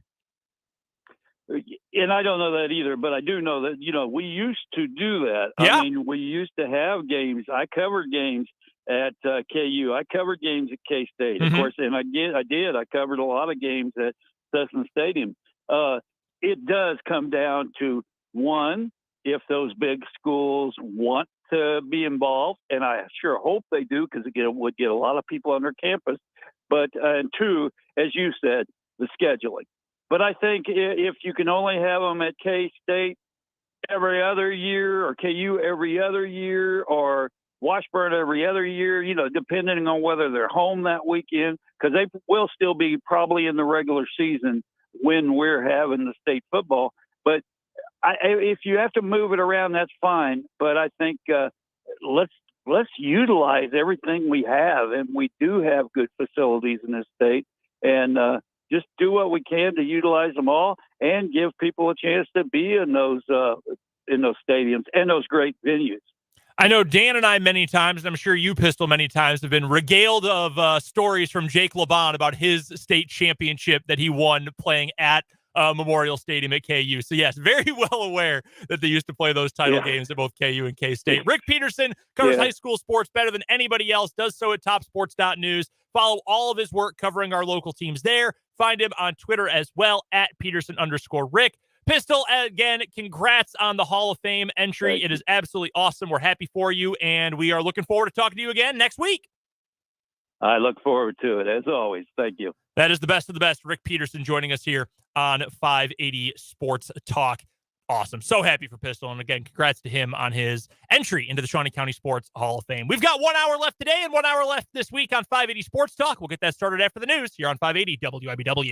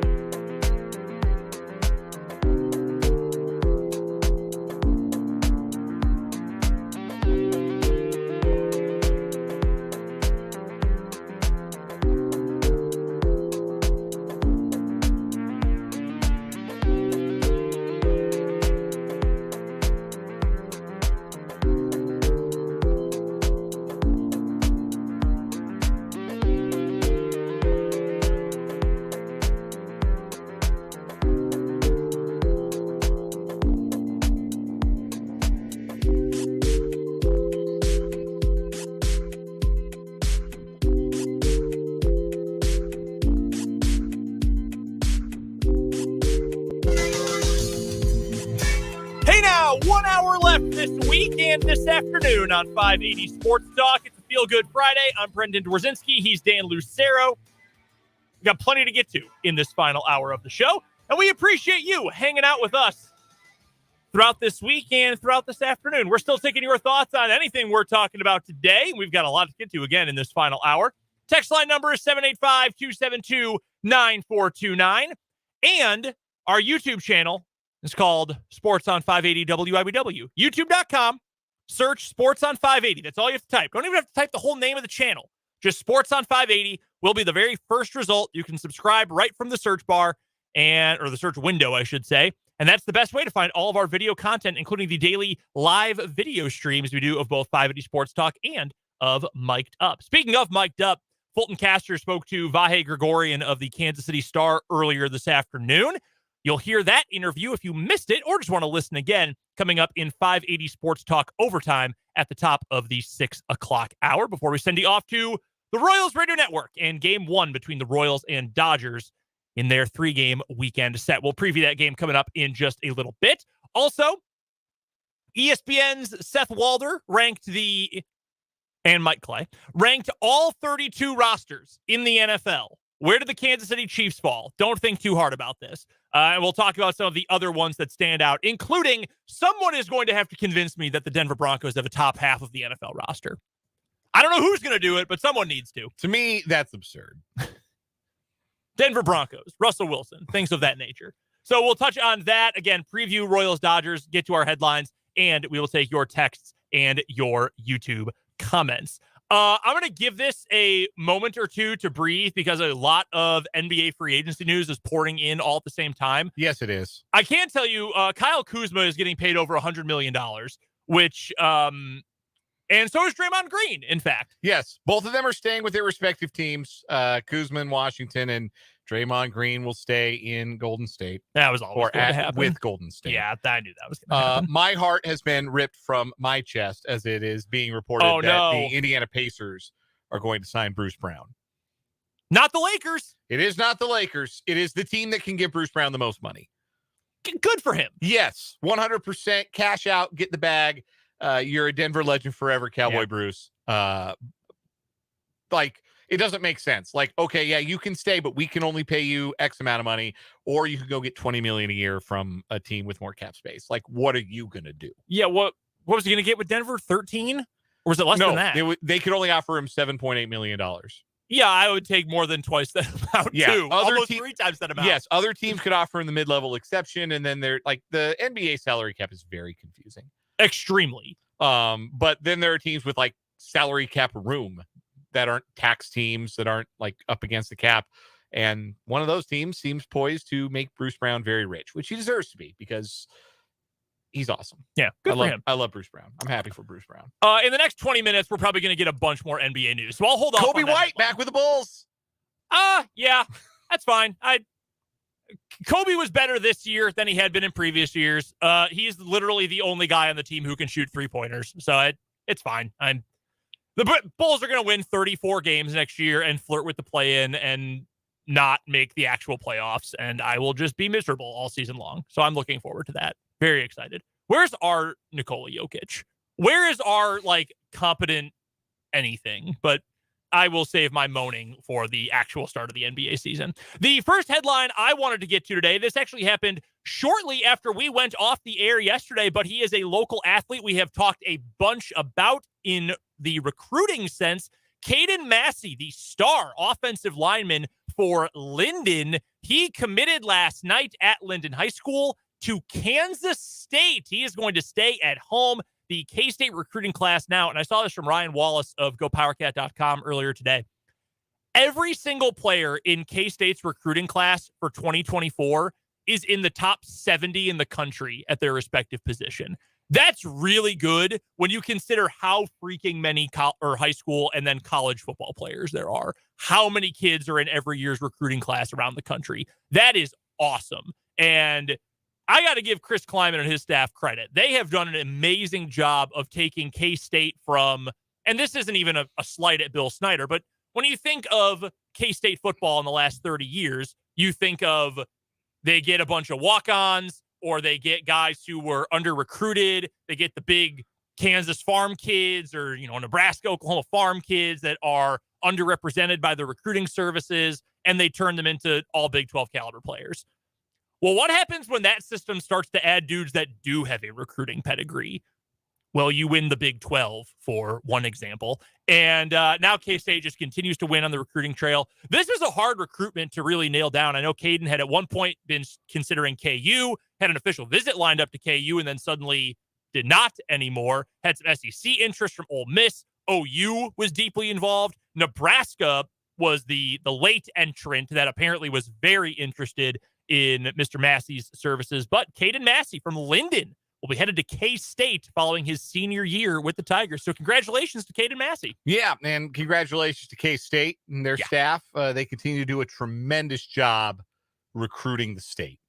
And that is the one department where they have, I think, the biggest edge over their in-state Big 12 rivals, that Kansas kind of has to close that gap here in, and they have the resources and I think the want to do it in the long term, but in the short term, Kansas State has done a much better job getting out in front of the best in-state players, keeping them in state and making them Wildcats. And that is a significant addition, I think, to this upcoming recruiting class. Cade Massey's a tremendous athlete. Yeah. And going, I think, to be a very good lineman.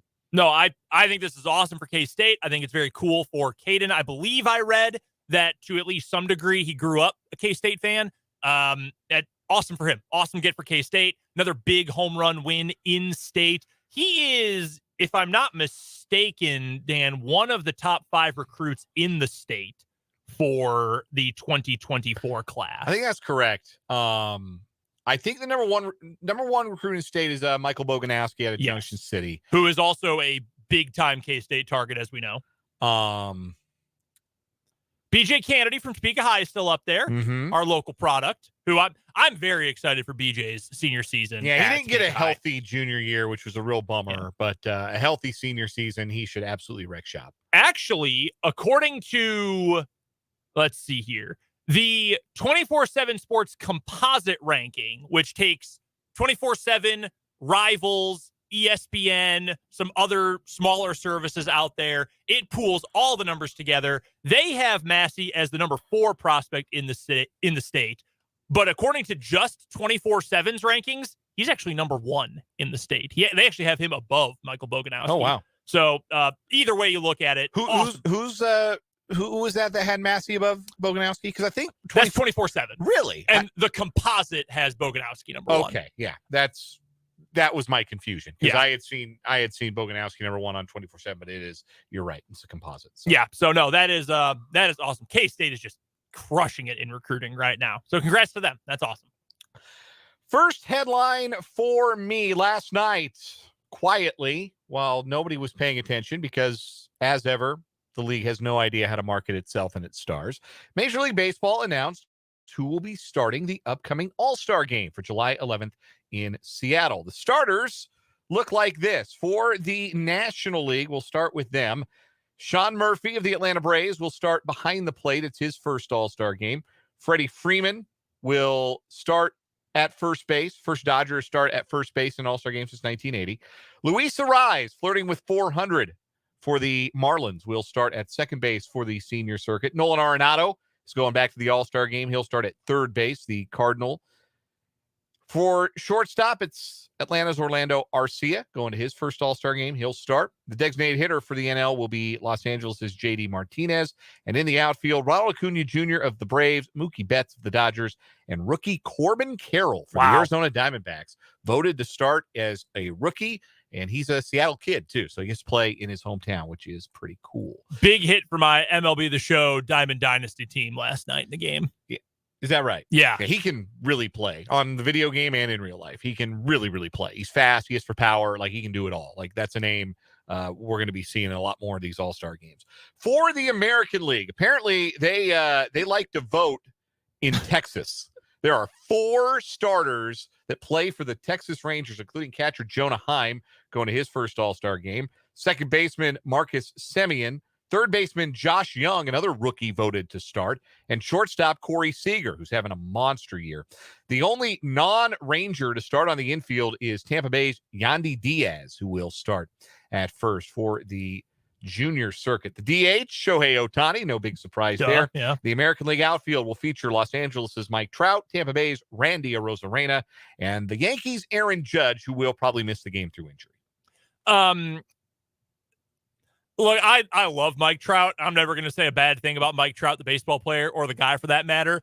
If there was ever a year where he shouldn't probably have been voted an all-star starter, it's this one, which has been by far the worst year of his career. He's still been very good, but this would have been the one time. If he was ever not going to start the all-star game, it would be this year, and it was not even really a competition. Ken Rosenthal made this point on The Athletic earlier this week when he was putting out his all-star rosters. This stands to be an all-star game with not maybe as much star power as we have seen in recent years. You've got a lot of really prominent players in Major League Baseball who are either injured or who are going through down years. Mike Trout is having what is for him a down year, 850 OPS. I mean, he'd be the best hitter and player on the Royals by leaps and bounds, but it's a down year by Mike Trout standards. Aaron Judge is a household name, player that fans like to see. He's hurt, probably not going to play in the game. Yordan Alvarez might be the best hitter in the American League, non-Mike Trout division. He is injured and probably going to miss the All-Star game.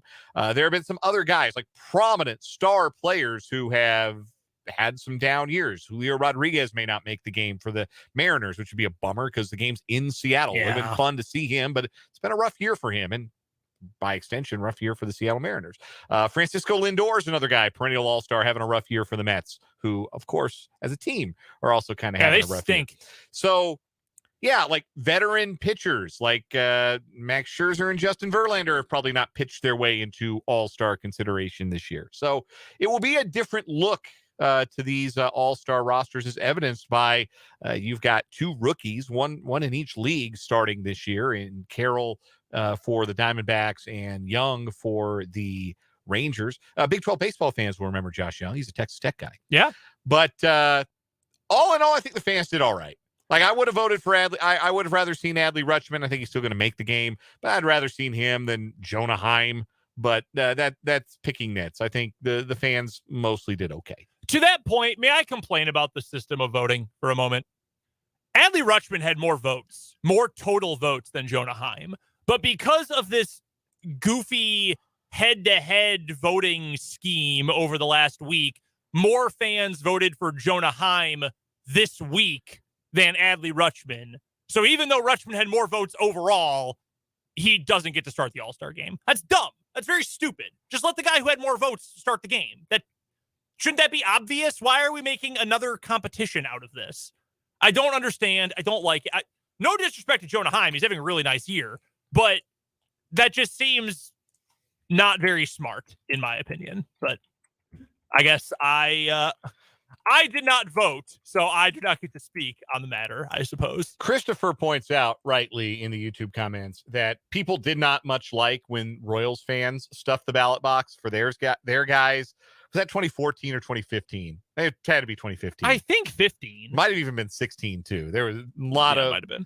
But now I think it was 2015. No, because 2016 it was Cubs fans. Yeah. A lot of Cubs. Yeah. So yeah, and it happens. Like, the team that's doing well and has a lot of fan interest and is off to a good start, and their fans don't often get to see their players in the All-Star game, generally turn out for this. And I know that people got annoyed with Royals fans, which, to be fair, y'all did try putting Omar Infante in the All-Star game. Y'all weren't being serious. Yeah, I'm like the line that we draw is you got to vote for your good players. Don't try and make Omar Infante an all-star starter. That I think is what annoyed people. I think everybody was fine with Hosmer and Perez, and even Alcides Escobar to a point. But, like, come on, y'all didn't even like Omar Infante. Be real. Hey, I'm not going to disagree with you on that. I respect the love y'all had for your favorite players. I'm not anti doing that, voting for your favorite guys. I'm just telling you that's why people got mad at Royals fans. It was the Omar Infante thing. Like, if y'all decided, yeah, we're going to vote for all our guys, but, maybe Jose Altuve at second base. Like, people would have been fine. Everyone would have said it was all cool. Yeah. But no. Y'all had to vote for Omar Infante. You stepped over the line. Nah, just messing with you guys. Next headline for me on today's 580 Sports Talk headlines. This is from the sports media world today. It's been news in sports media circles for... Breaking news. Aroldis Chapman has been traded. Hey, okay. We've got a new headline. All right. The Royals have just put this out on social media. I mean, within seconds, this just flashed. 23 seconds ago. We have traded left-handed pitcher Aroldis Chapman to the Texas Rangers, speaking of, in exchange for left-handed pitcher Cole Reagans and outfielder Ronnie Cabrera. Reagans is a 40-man roster player. He has been optioned in AAA Omaha. Cabrera has been assigned to the Royals Dominican Summer League team. Oh, he's a ways away. Reagans. I think he was a first-round pick off the top of my head. He was a first-round pick out of high school back in 2016. He was the 30th overall pick. He made his major league debut, made 9 starts with the club in 2022, went 0-3 with an ERA near 5. This year had made 17 relief appearances for the Rangers with an ERA near 6. 24 and a third innings, 24 strikeouts, 14 walks, 4 home runs allowed. 25-year-old left-hand pitcher. I'm going to say right now, if that's all the return they got for Aroldis Chapman, that's underwhelming. Yeah, big time. I'm trying to look. He was not a top 30 prospect for the Rangers. And what our other name is Ronnie Cabrera. Yes, R-O-N-I. Having a Ronnie. Oh my God. Wow, it was fate that he became a Royal. As far as I can tell, and obviously Cabrera is a long way away if he's being assigned to the Dominican Summer League. Neither of those players is currently in the top 30 in the Rangers system. This can't be it. This cannot possibly be it. And if it is, I'm going to lose my mind. Yeah, So I guess it's a bet on first round upside, I guess. But on the surface, like, again, gut reaction, because that's what we've got here. This trade was reported less than 5 minutes ago now. This feels like a lot of other trades that the Royals have made in recent memory when they have traded guys at the trade deadline and they have gotten, instead of players who might be further away but have higher potential ceilings, they have tried to get a player who they can put on the big league roster right away so they can say, hey, look, this is what we got in return. This is like going and getting Jorge Lopez and Brett Phillips for Mike Moustakas, except those guys were better prospects. Man, this can't be it. Ronnie Cabrera doesn't even pop up in MLB Pipeline's top 50 international prospects. This cannot be it for the Royals. I don't know if it's Ronnie. It might be Ronnie. It might be Ronnie. Either Cabrera, either way. Yeah, he is, we'll say this, performing well for the Dominican Summer League Rangers presently, hitting .315 with a 1.075 OPS. So this fits the mold. I mean, he's 17 years old. Like, okay. He's a child. So he's a long way away from... Yeah, no kidding. He was born in 2005. Nah, man. So I'm appalled. So that is the kind of return I think the Royals should have been targeting. And I'm not going to sit here and pretend I'm the expert on Ronnie Cabrera. I'm definitely scouting the box score. But if you're 17 and you're doing that in the Dominican League, you probably have a little bit of a ceiling. I'll give him that. His WRC plus in the Dominican Summer League is 172. That's pretty good. Reagans has also pitched in the majors this year. Yes, not well. No. ERA near 6. Yeah. Yeah, you mentioned that. I'm sorry. I don't know, man. I really thought they could get more than that. I really thought they could. Maybe a lot of the league views Chapman as damaged goods. I don't know about that. Like, the Rangers make a lot of sense as a landing spot for him because they're a first place team right now with a bullpen that is a little shaky. I mean, Will Smith has been closing games for them, another veteran left-hander. Man, like, Reagans is a big leaguer. or has pitched in the big leagues, and Cabrera is as far away from the big leagues as you can possibly be as a prospect. Sometimes those guys, when you trade them when they're 17, 18, you forget about them for 3-4 years, and then, they turn up. Like Esteury Ruiz is a great example of this. Yeah. The Royals traded him as a 17, 18-year-old prospect. They threw him in the deal that got him Trevor Cahill and all those sorry relievers from the Padres that one year. And now Esteury Ruiz he's not a great hitter, but he's a major leaguer. He's going to steal 80 bases this year. Like, he's a big league player. So I think that's your lottery ticket type of prospect, with the hope that, maybe his performance this year in the Dominican, if that continues with the Royals, who've done some good work with their Dominican scouting and with their summer league teams. The hope, I suppose, is that by the end of this year, he's somebody who's on your top 30 prospect list, which he may very well be. But I hope so. Yeah. Why not target more pieces in return like that? Why it feels like you're settling for a guy in Cole Reagan, so you can run out there as a big leaguer and say, yeah, well, the return we got for Chapman, he pitched in the major leagues. Well, he hasn't pitched well in the major leagues. It just feels like a throw-in. I don't know. And maybe that's the going rate for a guy who's had 3 good months, but last year had a career worst year, and he's in his mid-30s, and he doesn't throw a ton of strikes. Like, maybe that's it. Maybe. But even if it is, like, the other thing too, Reagan's is old. Yeah, he's 25. Like, and he's in his first pre-ARB year. Yeah. Like, he's not going to be a free agent until he's 32.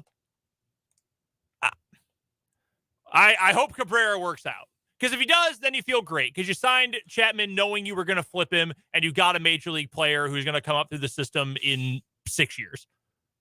But I just do not blame you if you are frustrated with this return. I'm a little frustrated with this return and a little underwhelmed, because if you're saying the best piece you got is going to be a major leaguer maybe 6 years from now when he's 23, because I think that's a fair age to think about, right?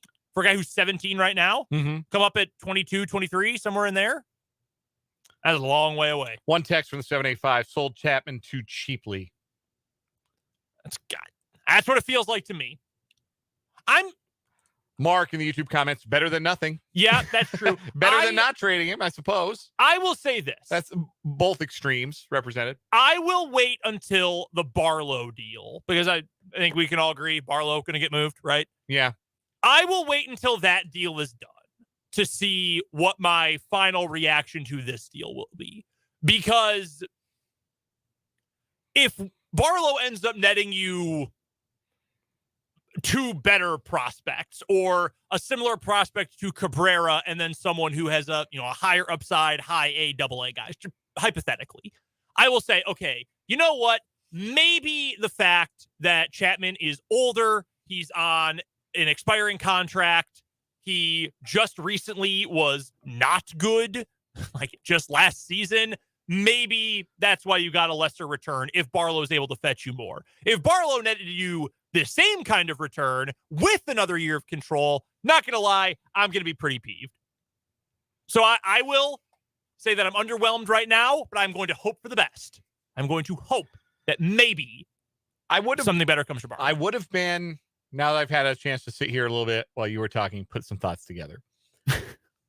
I guess I will say this. I would have been a little bit more positive about this return if the second piece had been something similar to Cabrera, where you're talking about their upside, you're talking about, hey, what they've done at the low levels of minor league ball, a lottery ticket with a higher ceiling, even if the floor is way low, even if there's no way to project confidently what Ronnie Cabrera is going to be. You've got 64 at-bats that have been really good in the Dominican, but he's 17 years old, and you never know with 17-year-olds. Yeah. But I would rather that be the return, more like that, and less pieces like Cole Reagan's, because that feels like a piece of what the Royals have been doing at the trade deadline, which is prioritizing closeness to the big leagues. And look, this is not a surprise. JJ Piccolo has said this out loud, that that's what they're looking for. They want guys who they can get to the big leagues soon. And Cole Reagans has already been there, and I'm sure we'll see him in a Royals uniform before this season is out. You will 100% see Cole Reagans wear a Royals uniform. We can't say that about Ronnie Cabrera, but the ceiling is what? What is he? Is he even a middle reliever, or is he just a quad A left-handed pitcher? Yeah, I mean you kind of got the polar opposites on the spectrum here in terms of potential, right? I mean, Reagans hasn't pitched a whole lot in the majors, but I mean, I would imagine it's fair to say, as a 25-year-old who has had 24 major league innings, the ceiling is pretty low as a reliever. Whereas right now, I mean, I don't think you can put a ceiling on Cabrera, right? Like, how do you possibly say, oh, his ceiling is to be this player, or he could reach this? I mean, how could you possibly say that about a guy who's had 64 at-bats as a professional at 17 years old? I don't think you can. So you really do get the opposite end of the spectrum. Let us know. Let us know your thoughts on the Aroldis Chapman trade. YouTube comments are open. Sports on 580 WWW is the name of our YouTube channel. Text line number is 785-272-9429. Let's get to a break right here. We're going to push our NFL roster rankings to sometime next week because we do have some more headlines that we want to get to here, including what's going on in the NBA right now. And I wanted to get some sports media, some ESPN news, some names that you know from TV no longer work for ESPN as of today. Plus, we've still got a Royals preview to come. We'll get to your text, your YouTube comments. That's all coming up here on 580 Sports Talk. Are you in the market for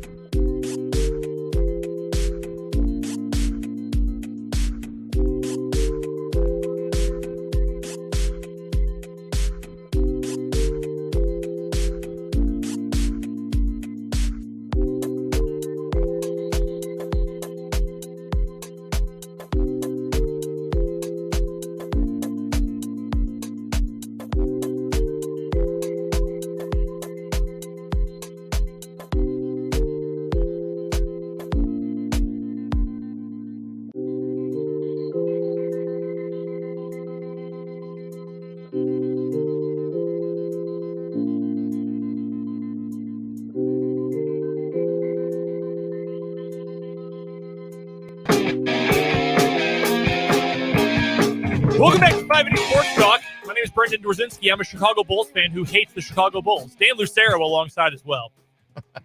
NBA free agency began 35 minutes ago.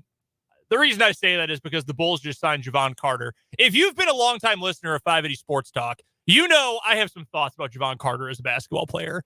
Mainly that if he had never played for Press Virginia, he would have fallen to like Arkansas Little Rock.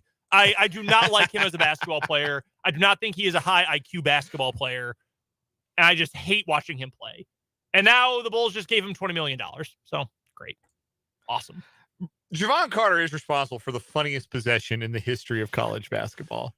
Funniest and worst. It is the worst possession of all time. Were they playing Gonzaga? Yes, it was Gonzaga in the end of tournament. the Gonzaga game in the NCAA tournament, where he had a chance to take 2 hero ball threes on the same possession late in regulation, and neither of them went in. And it just dribbled a hole in the floor. It is the worst basketball possession of all time. Any level of the sport. I do not like Javon Carter. He's a Chicago guy. He actually went to a high school in the same conference as my high school. Is that right? So that is such a Bulls move. Let's just sign the local guy who plays a lot of defense and isn't going to create. Whatever. I hate basketball. And then at the very end, he's double teamed and he can't get a shot off. And he tries to pass to a guy with like 0.4 seconds left. Down by 3. I just watched it again. Sometimes it's fun to revisit the classics. Frustrating. Other big news from NBA free agency that, again, just began within the hour. Draymond Green going back to the Golden State Warriors. That was never a surprise. When they moved Jordan Poole, that made it even more obvious. They were just opening space to get Draymond Green back. 4 years, $100 million. Is Draymond Green still worth $100 million over 4 years? No. Even to that team? No, he's getting old. He can't really shoot. He can't shoot at all. Who was it who once said that he shoots like he has a backpack on? It's one of the great tweets I've ever seen in my life. But yeah, I don't remember who, but yeah, it is correct. That's exactly what he does. Kyle Kuzma got $102 million to go back to the Washington Wizards, who are going to be the most unwatchable team of recent NBA vintage. With Jordan Poole, Kyle Kuzma, and then like Fulton and Jake in their starting 5. You want to get some minutes? You probably could. I can't. I really can't play. I'm not very good at basketball. But maybe I could still start for the Warriors because they are, or not the Warriors, excuse me, the Wizards. They are going to really stink. What do you know about Jeremy Grant? Former Nugget. He's fine. He's a good player. Yeah. He's apparently one of the big pieces that Dame Lillard wanted to make sure the Trailblazers kept to keep him happy in Portland. They gave him $160 million over 5 years. Do not let players be GMs. A nice player. Jeremy Grant is a nice NBA player. He is not. I got to do the math in my head now. Like, if you're in a hurry to go sign other teams' players at this stage of free agency, it's just like NBA free agency is just like NFL free agency. Like, the teams that do the most stuff in like the first hour are generally bad teams that stay bad. I wanted to do an NFL comparison here. I know it's not apples to apples. I understand that. Jeremy Grant, who, if you're just a casual fan, you probably might not know who that is. He's getting $32 million a year from the Portland Trailblazers. That is more money, fully guaranteed per year, than Aaron Donald. One of the greatest defensive players in the history of professional football. In a funny note, that's also more than Tyreek Hill is getting. That is very funny. It is not, however, Daniel Jones money. Daniel Jones is getting $40 million a year if you wanted a really comedic look at an NFL to NBA comparison. Yeah, that's the big news today. Your guy, Bruce Brown, to the Indiana Pacers. Bruce Brown is going to make $22 million a year for the next 2 years. That is, you want to make another cross-sport comparison? That is a big-time Jacksonville Jaguars move. Like pre-Trevor Lawrence Jags, be like, oh, yeah, who had like 4 good weeks 13 through 17? Sign him up. Starting left tackle. Bring him on in. Indispensable part of the Nuggets championship run. No question about it.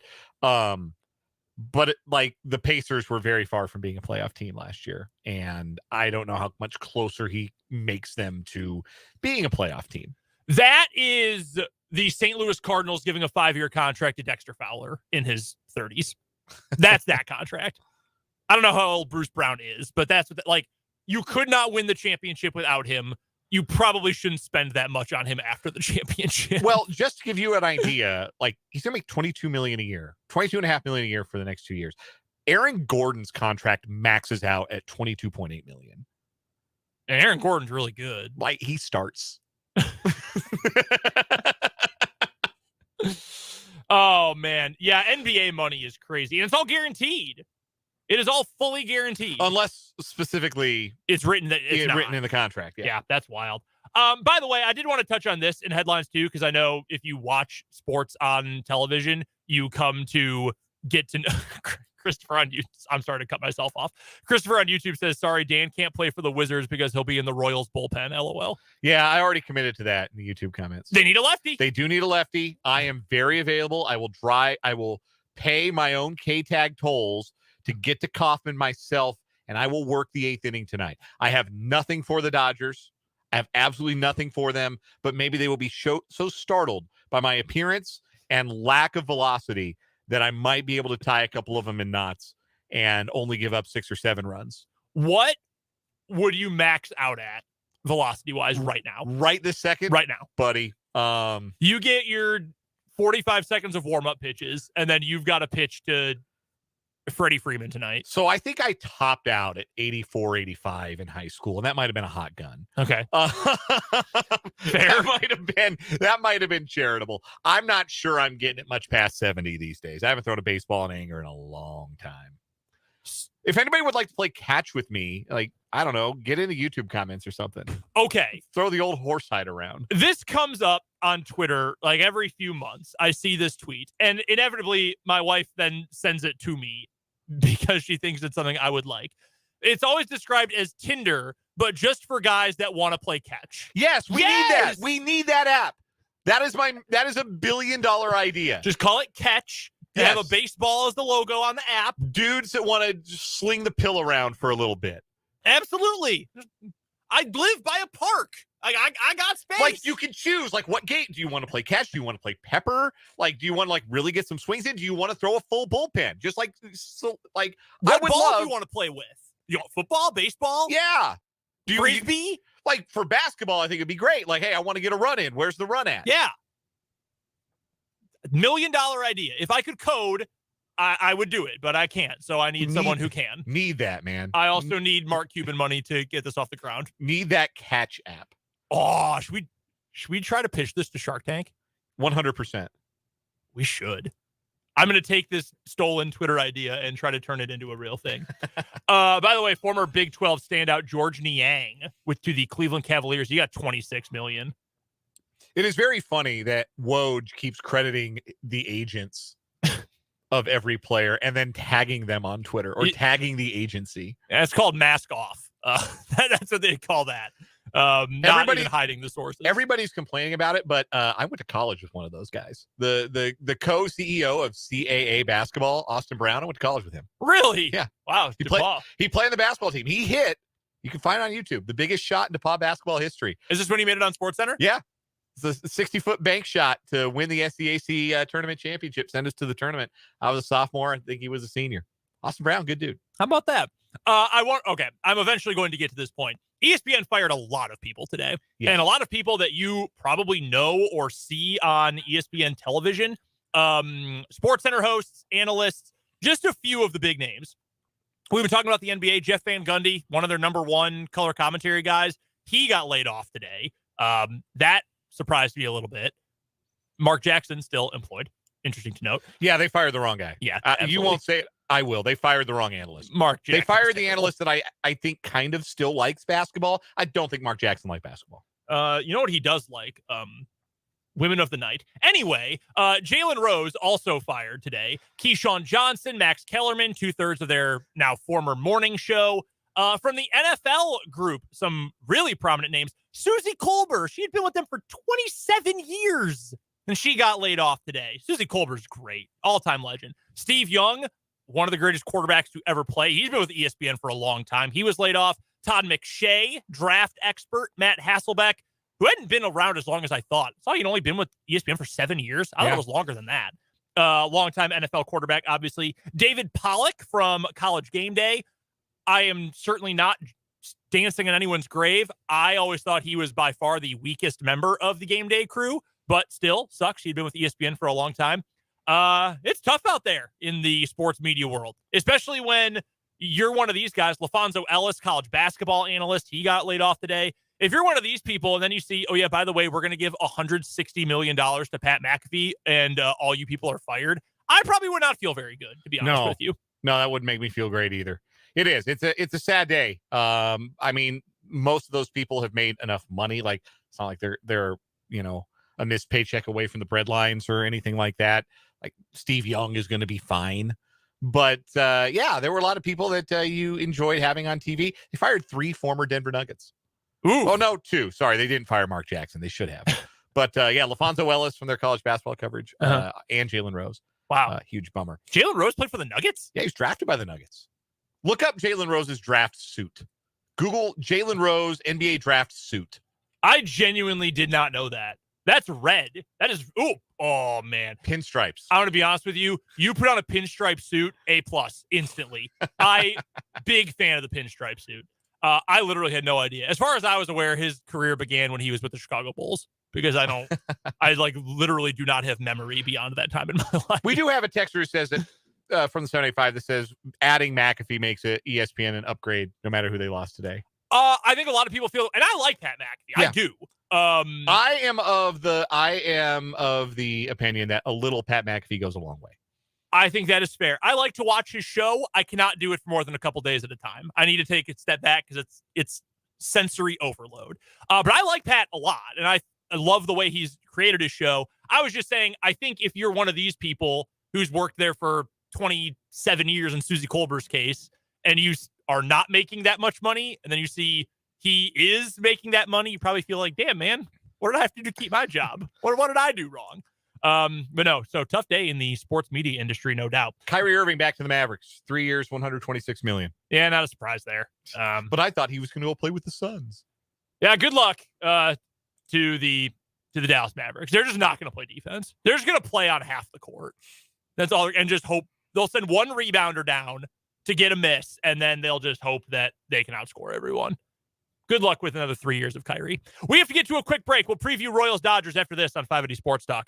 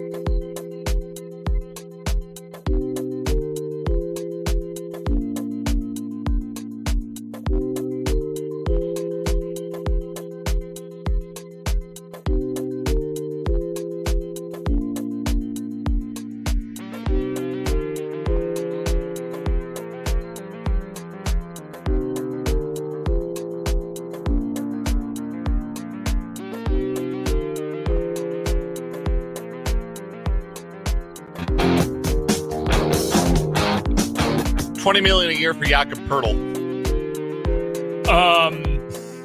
Yeah. Sure. See, Utah? No. Yeah, Utah. Utah? Okay. University of Utah, yeah. Staying in Toronto. I was confusing him for a moment with Shemek Karnowski in terms of big Eastern European. The Polish Bear, yes. West Coast college basketball players. Yeah, Pirtle's a nice player. $20 million is a lot of money. Man, I should have played basketball or had like any level of competence at basketball. I did play for a long time growing up. I just sucked. You should have hooped instead of trying to get off these takes because you're tall as hell. Thank you, Terry Rozier. One of the greatest tweets of all time. This weekend, Royals versus the Dodgers. No Clayton Kershaw, dealing with elbow inflammation, so he won't pitch. Tonight, it's Bobby Miller, rookie for the Dodgers, against Alec Marsh, making his major league debut for the Royals. No starter announced yet for the Dodgers tomorrow. It'll be Daniel Lynch on Saturday night for the Royals. Tony Gonsolin versus Brady Singer on Sunday. Do the Royals get a win this series? Sure. I'll say Lynch pitches well enough and they beat TBD tomorrow when I am in attendance. Yeah, I'm going to say they do get one. I do not have a whole lot of hope against Tony Gonsolin, to be completely honest with you. The Catman. But tonight, you've got two rookies going head-to-head, and then Daniel Lynch has been solid. He's been very good his last couple of times out. So, no, I'll say the Royals get at least one done. We've got Royals baseball coming up tonight, in fact. Pregame at 6:30, first pitch at 7:10 on the Royals Radio Network. That will all follow an edition of 580 Sports Talk Overtime. Let's get to one final timeout here on the program. We'll come back, wrap up this week with the final word. The best things in life.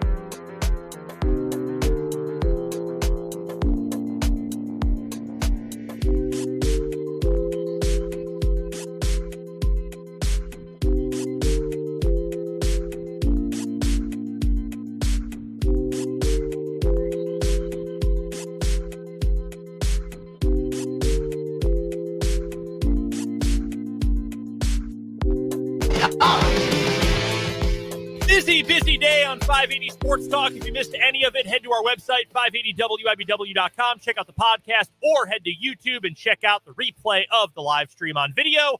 Dan, what's your final word of the week? I am begging the Kansas City Royals to stop targeting future fringe relievers or fifth outfielders in their trade returns when they make trades at the trade deadline, just because you have more certainty that those players are going to provide major league value. Your farm system stinks, and your major league team stinks too. So it's time to start taking some chances on ceiling instead of high floor guys who you know you can parade out as major leaguers. Stop doing that. It hasn't worked. No. Has it ever? Since they've been doing that? No, it really hasn't. Year after year, too. Really just sad. What is not sad, and what is my final word for today, I'm very excited about the new era of the Big 12 that begins tonight at midnight across various time zones. Cincinnati, UCF, Houston, BYU, they all officially become members of the Big 12 Conference tonight. I'm excited for what the conference's future holds. I'm excited for those programs, for the road trips that come with them, and for the stability of knowing, dang, the Big 12 is in a pretty good spot going forward. And I am very happy to have those teams in what is now, I think, one of the most fun leagues in all of college sports, both football and basketball-wise. That does it for today. That does it for this week on 580 Sports Talk. I say it all the time, but we really do appreciate you stopping by, hanging out with us on the show every single day. We are back on Monday. We're off Tuesday, but we are back Monday. Full show coming up. We'll recap the Royals. We'll talk some Chiefs, NFL. So much to get to coming up on Monday on 580 Sports Talk. For Dan Lucero, I'm Brendan Dworzinski. You've been listening to 580 Sports Talk. We've got overtime coming up after this.